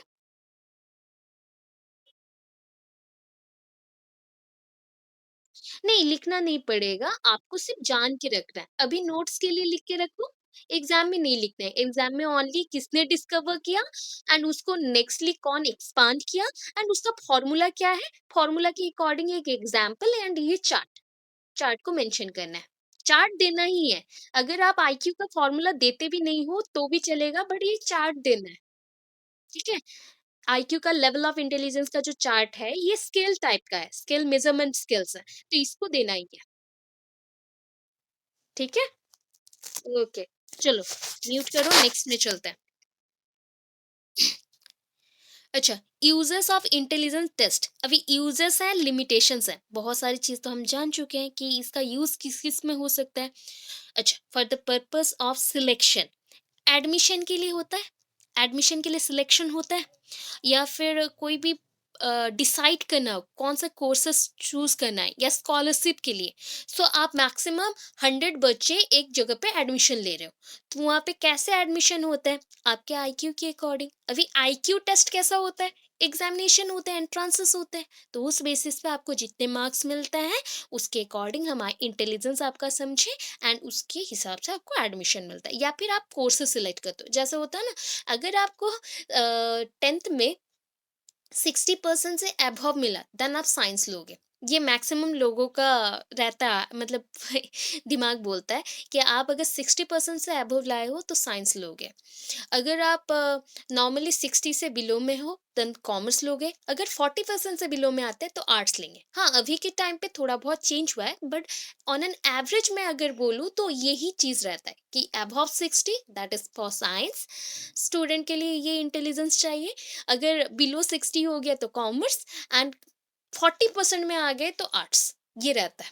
बट अभी के टाइम पे 60-70% वाले भी आर्ट्स लेते हैं, इसमें कोई ये नहीं है, बट सिलेक्शन ऑफ सब्जेक्ट्स के लिए ऐसा किया जाता है। जैसे कि आप कौन से ऑनर्स लेंगे, ये कब डिसाइड करते हैं। अगर प्लस टू में आपने रखा हर एक सब्जेक्ट में 60s में रखा तो वो डिफिकल्ट होता है। अगर किसी सब्जेक्ट में आपने 70 रखा, किसी सब्जेक्ट में आप 60, किसी सब्जेक्ट में 50, तो ऑब्वियस है जिसमें 70 आया दैट मीन्स वो सब्जेक्ट आपका लाइकिंग सब्जेक्ट है, या फिर आप बहुत ही बेटर करते हैं उसमें परफॉर्म, इसलिए उस सब्जेक्ट को एज अ ऑनर्स आप सिलेक्ट करेंगे, तो वो होता है डिसाइड करने के लिए। सो इसके लिए हम करेंगे। Then for the purpose of classification, अभी होता है ना क्लासिफिकेशन ऑफ स्टूडेंट्स होता है, ग्रेडिंग सिस्टम्स। अभी कौन से, आप कौन से ग्रेड पे हो या फिर कौन से सेक्शन में हो, सेक्शन ए बी सी। अभी जो बच्चे बहुत अच्छे रहते हैं सेक्शन ए एंड बी में रहते हैं, वेल सेक्शन सी में एवरेज स्टूडेंट, एंड सेक्शन जो डी रहता है इसमें बहुत ही पुअर स्टूडेंट जिसको रिमीडियल टीचिंग में डाला जाता है। ऐसे करके ग्रेडिंग होता है, दैट इज क्लासिफिकेशन, ठीक है। For the purpose of promotion, आपको प्रमोट करना है, तो कहाँ पे आप प्रमोट होते हो, क्लासेस में, दैट मीन्स क्लास 1 to 2 या 2 to 3, ऐसे करके आप प्रमोट होते जाते हैं। तो यहाँ पे एक एग्जामिनेशन होता है ना, वो भी आपका इंटेलिजेंस टेस्ट ही करता है। दैट मीन्स जो एग्जाम्स आप लोग देते हैं हाफ ईयरली या एनुअल एग्जाम्स के तौर पे, वो सारे इंटेलिजेंस चेक करने के लिए है। अच्छा, for the purpose of promotion, promotion in educational, मैं एजुकेशनल का बोली, ऑक्यूपेशन में भी वही होता है ऑक्यूपेशनल, जैसे कि ऑफिस, एक ऑफिस में आप काम करते हो, तो वहाँ पे आपने बहुत ही बेटर परफॉर्मेंस दिया, दैट मीन्स आपका इंटेलिजेंस पावर बहुत अच्छा है, आईक्यू अच्छा है, तो आपको अपर लेवल में शिफ्ट किया जाएगा। दैट मीन्स आप अगर किसी के ऑफिस में एम्प्लॉय थे फर्स्ट, तो आपको फिर एचआर डिपार्टमेंट में दे सकते हैं, एमडी बना सकते हैं, कुछ भी दे सकते हैं अगर आपका परफॉर्मेंस उस लेवल का हो। सोशल सिचुएशन, अभी सोशल सिचुएशन में पॉलिटिक्स तो सबसे बड़ा चीज़ है। पॉलिटिक्स के लिए टेस्ट नहीं होता बट पॉलिटिक्स में सारे लोग मिलकर टेस्ट देते हैं, दैट मीन्स ये भी ग्रुप नॉन वर्बल टेस्ट जैसा है, जहाँ पे सारे लोग इलेक्शन में क्या करते हैं, वोट देते हैं। बाय वोट गिविंग प्रोसेस क्या होता है, हम इलेक्ट करते हैं हमारे मेंबर्स को। फॉर नोइंग वंस पोटेंशियलिटी, और किस लिए हम चेक कर सकते हैं इंटेलिजेंस को, किसी के पोटेंशियल, दैट मीन्स उसके अंदर कौन सा एबिलिटी है, योग्यता है उसको जानने के लिए। ठीक है, this helps the teacher in following veg. ऐसे में बच्चों को हेल्प करना है तो टीचर को पहले हेल्प मिलना चाहिए। पहले टीचर हेल्प होंगे तो बच्चों को वैसे जज कर सकेंगे या फिर हेल्प कर सकेंगे। तो किस लिए हेल्प करता है कि लर्न प्रोसेस में हेल्प करेगा, इम्प्रूवमेंट के लिए हेल्प करेगा, improve the level of aspiration, कोई चीज़ को ग्रहण करने के लिए, अधिग्रहण उसको बोलते हैं, one kind of learning process. That means कोई चीज़ को ग्रहण करना है तो उसके लिए भी आपके अंदर पोटेंशियल एबिलिटी होना चाहिए। अगर आप मोटिवेटेड ना हो तो कोई चीज़ पढ़ने को मन नहीं होता। फॉर डायग्नोस्टिक पर्पस, हम डायग्नोस्टिक पर्पस में भी यूज़ करते हैं। Helps in research work, research work में भी आप क्या कर सकते हो, इसको यूज़ कर सकते हो। इसका लिमिटेशंस क्या है देखिए, मतलब यहाँ पे कौन कौन से चीज़ों को ये रोकता है, या फिर जस्ट लाइक बोल सकते हैं कि जैसे इसको यूज कहाँ कहाँ नहीं कर सकते। Intelligent test and students, inferiority superiority, यहाँ पे क्या प्रॉब्लम होता है बोले तो एक जैसा हम मिसबिहेव करते हैं हर एक स्टूडेंट के साथ। क्यों? क्योंकि बाय बर्थ उनको ये चीज़ मिलता है, कुछ चीज़ एनवायरनमेंट भी उसको बर्बाद करते हैं या एनवायरनमेंट भी इन्फ्लुएंस करते हैं। So that when you try to जज anyone according to their behaviour और इंटेलिजेंस, हम क्या कर देते हैं ना, उनको टेस्ट में डालते हैं। आइदर उनको टेस्ट में मन नहीं हो, या फिर आइदर उनको फैमिली इश्यूज हो, कुछ तो प्रॉब्लम होगा ना। तो ऐसे में अगर उनको टेस्ट में डालते हैं तो वो और भी क्या फील करेंगे, जस्ट लाइक सप्रेस्ड कोई कर रहा है हम, और डिमोटिवेटेड हो जाएंगे। तो ये वन काइंड ऑफ मिसबिहेवियर है कि बच्चों को हम दो भाग में डिवाइड कर रहे हैं, इन्फीरियरिटी एंड सुपेरियरिटी। इन्फीरियरिटी में क्या होता है, इन्फीरियर थिंक करना, बच्चे कुछ नहीं कर सकते, तुमसे कुछ नहीं हो पाएगा, ऐसा जो हम बार बार बोलते हैं ना, तो ये इंफीरियर हम बोल रहे हैं, तुम इंफीरियर हो। एंड सुपेरियर मीन्स तुम बहुत अच्छे हो, तुम इंटेलिजेंट हो, तुमको सब आता है, ऐसा थिंक कर। तो ये जजमेंट बच्चों को नहीं देना चाहिए। आप टेस्ट करके रखो बट उसको अलग वे से प्रेजेंट करो, तब जाके अच्छा रहेगा, अदरवाइज ये प्रॉब्लम क्रिएट करता है नेक्स्ट में।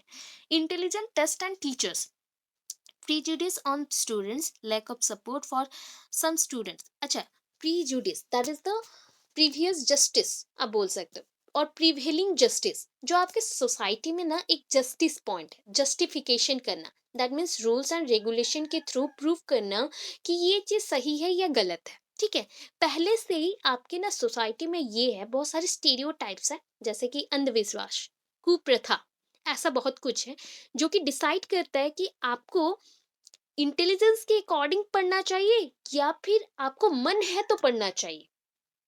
ऑलवेज हम क्या जज करते हैं, आपका इंटेलिजेंस ये है तो आपको ये सब्जेक्ट लेना चाहिए। पहले तो लोग डिसाइड कर देते हैं कि तुम बड़ा होके क्या बनेगा।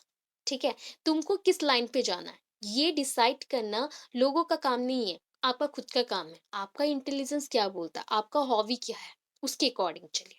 तो ये रहता है कि प्रीवेलिंग जो स्टीरियोटाइप्स है, पहले से ही जो कुप्रथा या अंधविश्वास प्रेजेंट है, उसके अकॉर्डिंग जो हम जेंडर बायस करते हैं ना, जैसे कि तुम गर्ल है तो तुम इंजीनियरिंग में नहीं जा सकते, तुम बॉय है तो तुम नर्सिंग में नहीं जा सकता। तो ये सारे चीज अभी के टाइम पे थोड़ा बहुत तो चेंजेस आया है, बट अभी भी विलेजेस में है, रूरल एरियाज में बहुत ज्यादा है, गांव में बहुत ज्यादा होता है।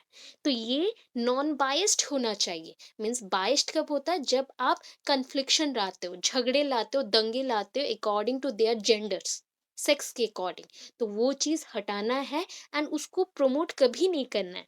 आप जब कर रहे हैं, स्टूडेंट के कॉन्फिडेंस को लो मत करो, उसको सेपरेट नहीं करो ग्रुप से, एंड उनको इंटेलिजेंस के अकॉर्डिंग जज ना करो।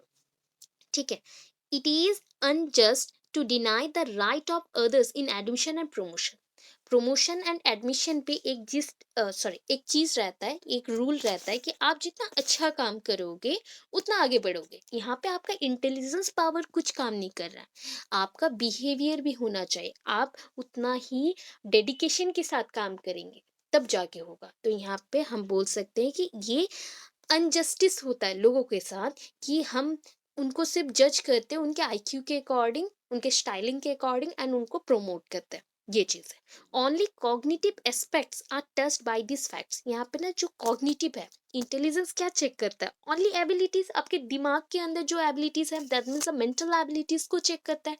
तो वन काइंड ऑफ क्या बोल सकते हैं, बाकी एबिलिटीज जो बॉडी के अदर फंक्शंस है वो सारे क्या हो गए, नेग्लिजिबल है, वो सारे वर्थलेस है, कोई फंक्शन नहीं हो रहा है। डिस्ट्रॉय कर दो तब भी चलेगा, आपका ओनली कॉग्निटिव नॉलेज एरिया में ये काम कर रहा है, तो ये खराब है, बुरा चीज है।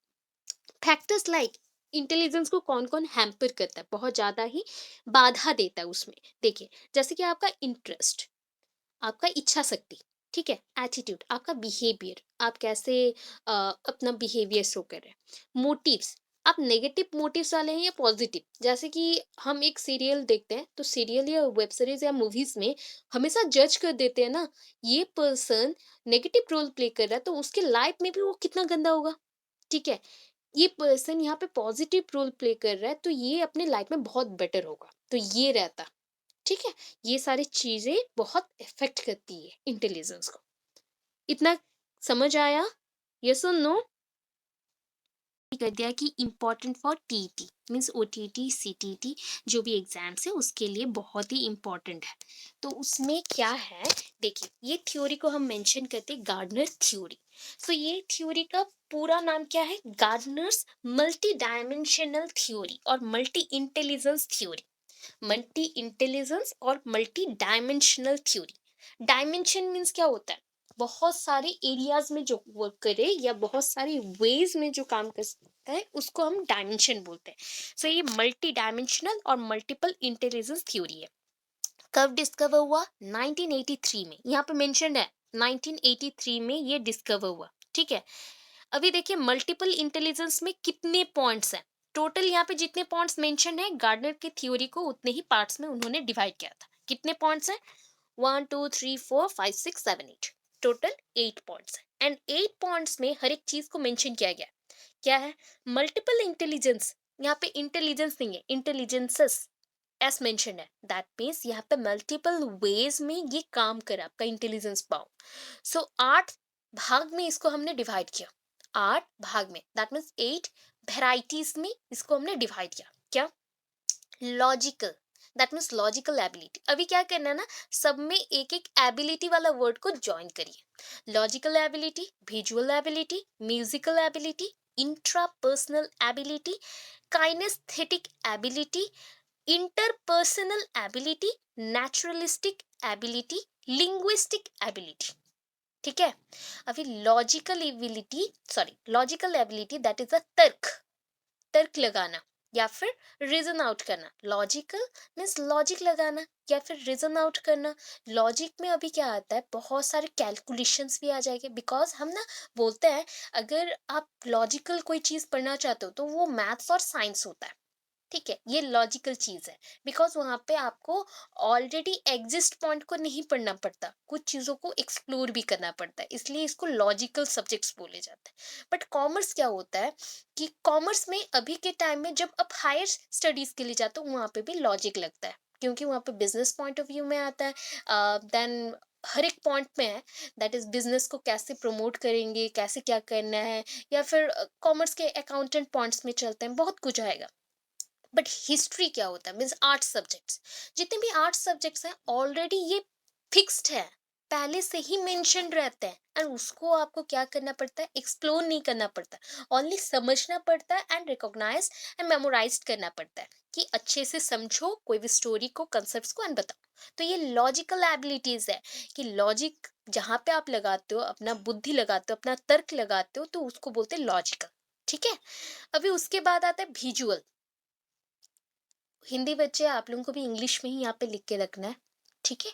इसका कोई अदर ये नहीं है, इतना छोटे छोटे वर्ड्स को हम चेंज नहीं करेंगे। विजुअल मीन्स देखना, आप तो डायग्राम से समझ पा रहे हो बिकॉज वहाँ पे छोटे छोटे डायग्राम्स हैं ऑलरेडी। विजुअल मीन्स कोई चीज को देखना, समझना, विजुअल, ठीक है। अभी विजुअल एबिलिटीज के बाद अभी देखिए विजुअल एबिलिटीज बोलूं, लोगों का डिफरेंट टाइप्स है। जैसे कि एक ही काम को आप एक तरह से देख लो ना, आपके घर वाले अलग तरह से देखेंगे, या फिर सपोज थिंक कर लो कि यहाँ पे मल्टीपल पर्सन्स है, अभी बैठे हैं, तो मैं एक स्टाइल में पढ़ाती हूँ, तो दूसरे पर्सन आके दूसरे स्टाइल में पढ़ाएगा एंड वो बहुत ही फास्टर वे में चलेगा एंड समझा देगा। ठीक है? तो ये 2 डिफरेंट वेज़ में पढ़ाया गया है। तो ये आपका तरीका है कि आप कैसे कर रहे हो। तो ये विजुअल एबिलिटीज़ में आता है कि आप बच्चों को कैसे जज करते हो, इतने बच्चों को कैसे सँभालते हो। तो वो टीचर के अकॉर्डिंग विजुअल एबिलिटी होना ज़रूरत है। ठीक है? अभी नेक्स्ट आता है म्यूज़िकल एबिलिटी। अभी म्यूज़िकल एबिलिटी में मैं बोलूँ कि इसमें ना टोन रहता है। मतलब आप जब क्लास में रहते हो एज अ टीचर आपको प्रॉपर जेस्चर के साथ प्रॉपर टोन में भी बात करना रहता है, जैसे ईच एंड एवरी पॉइंट सबको क्लियरली सुनाई दे। हो गया। एंड उसके साथ प्रॉपरली टोनेशन हो। इंटोनेशन और एक रहता है टोनेशन एंड इंटोनेशन। टोनेशन मीन्स होता है कि आप हाई लो पिच में बात करेंगे। मैं बहुत जोर से बात करूंगी बिकॉज यहाँ पे बहुत बच्चे हैं। मैं धीरे बात करूंगी, कम बच्चे हैं, तो उसके अकॉर्डिंग। और इंटोनेशन क्या होता है? वर्ड्स के अंदर गैप देना। ठीक है? अगर मैं यहाँ पे पूरे लाइन को एक ही तरह से पढ़ते जाऊँ, एक ही तरह से समझाते जाऊँ, तो आप लोगों को कुछ समझ नहीं आएगा। अगर मैं उसमें हाई, लो या फिर जैसे होता है ना हाई पिच, लो पिच के साथ थोड़ा-थोड़ा गैप ना दूँ, तो वर्ड्स क्या हो जाएगा? डिफ़िकल्ट हो जाएगा समझने में। तो इसलिए ये म्यूज़िकल है। म्यूजिकल में ओनली म्यूजिकल एबिलिटीज नहीं, इसमें रहता है कि कोई भी चीज को हाई लो पिच के साथ कैसे करना है, इंटोनेशन को यूज करना है। देन आप जब भी वर्ड्स को यूज करते हैं तो वहाँ पे ना बहुत सारे सिलेबल्स होते हैं, मीन्स आपका जो अल्फाबेट्स हो गए, लेटर्स को कैसे यूज करना है, अरेंज करना है, वो सारी चीज म्यूजिकल में आते हैं। उसके बाद 2 पॉइंट आएगा, एक साथ बताऊंगी, that is the interpersonal and हो गया इंट्रापर्सनल। इंटरपर्सनल एंड इंट्रापर्सनल में देखिए, इंट्रा मीन्स क्या होता है? With in A area, with in A area आपको क्या करना है? पर्टिकुलर एक चीज करना है, बात करना है लोगों से। ठीक है? आपको टास्क दिया गया है कि विद इन ए एरिया आपको एक चीज करना है, आपको एक दूसरे से बात करके एक ओपिनियन को फिक्स्ड करना है। ठीक है? जैसे आप घर पे करते हैं। ठीक है? घर के मेंबर्स में आपका ब्लड रिलेशन है। ठीक है? सो एक घर के अंदर, एक ही घर के अंदर आपने सारे बातों को रखा एंड उनके साथ डिस्कस किया, तो ये हो गया इंट्रापर्सनल। जैसे होता है ना intra school competition, inter school competition. Inter school बोले तो मल्टीपल स्कूल्स के अंदर कंपटीशन है, intra means with in A school, उसी स्कूल के अंदर जो हो गया। सो यहाँ पे जो एरिया है, मतलब एक फिक्स्ड एरिया, एक जगह फिक्स्ड रहेगा, उसी के अंदर अगर आप डिस्कशन करो अपने फैमिली मेंबर्स के साथ, जहाँ पे कि हर एक का सरनेम भी सेम है, आप लोग ब्लड रिलेशन भी रखते हो, तो वहाँ पे अगर डिस्कशन करते हो, that is called the intrapersonal. अगर बाहर हो गया, दैट इज देखिए इंटरपर्सनल में कैसे डायग्राम है, जैसे क्लाउड्स, क्लाउड्स सबके लिए इक्वल होते हैं ना। जैसे कि मेरे घर के ऊपर से जा रहे तो आपके घर से भी चलेंगे, ऊपर से चलेंगे, तो वो ऑलवेज हर एक एरिया को टच करता है, मीन्स वो तो रहता है स्काई पे बट हर एक एरिया को टच करता है। तो उसके अकॉर्डिंग ये मान सकते हैं कि इंटर पर्सनल में क्या होता है, मल्टीपल स्कूल्स के साथ, मल्टीपल एरियाज के साथ, मल्टीपल पर्सन्स के साथ आप डिस्कशन करोगे, बातचीत करोगे, मल्टीपल चीजों पे आपका क्या होगा, एबिलिटीज होगा उसके ऊपर। अभी नेक्स्ट आते हैं काइनेस्थेटिक। अभी मैंने बोला था काइनेस्थेटिक में आपको टच के ऊपर रहता है, टच सेंसेशन या फिर कोई चीज को छूना, चलाना, उसको वर्किंग में लाना, उस बेसिस पे काइनेस्टिक, काइनेस्थेटिक एबिलिटीज। अभी नेक्स्ट आता है नेचुरलिस्टिक। Naturalistic means nature. आप नेचर को एक्सप्लोर करोगे, नेचर को लर्न करोगे, नेचर को एक्सप्लोर करोगे। जैसे होता है ना फ्लावर्स बहुत अच्छे लगते हैं, कलरफुल थिंग्स हमें अच्छे लगते हैं, या फिर एरियाज, न्यू न्यू एरियाज को एक्सप्लोर करना या घूमने जाना हमें पसंद है, तो वैसा नेचुरलिस्टिक, नेचर के साथ थोड़ा सा लर्न करना, अपने इंटेलिजेंस को एक्स्ट्रा ऑर्डिनरी बनाना। Last one linguistic, language, language learn करना। अभी लिंग्विस्टिक, क्यों इसका नाम लिंग्विस्टिक है? बिकॉज ये टर्म लैटिन वर्ड से ही आया है। लैटिन में इसको बोला जाता है lingua, means use of tongue, और टंग को यूज करना, जीव को यूज करना, जिह्वा। आपके जिह्वा को यूज करेंगे हम क्या करने के लिए? कोई भी शब्द को उच्चारण करने के लिए, that means to pronounce any word you use, और you can use any type of thing. ऐसा नहीं बोल सकते, एनी टाइप ऑफ थिंग नहीं है, you can use your tongue, और टंग वाइब्रेशन, टंग के वाइब्रेशन के थ्रू, अप डाउन मूवमेंट के थ्रू आप क्या कर सकते हो, कोई भी शब्द को बोल सकते हो, दैट मीन्स प्रोनाउंस कर सकते हो एनी वर्ड को या सेंटेंसेस को। ठीक है, तो वो लिंग्विस्टिक है। इतना एबिलिटीज है, बस इतना हो गया, समझ आया? यस और नो?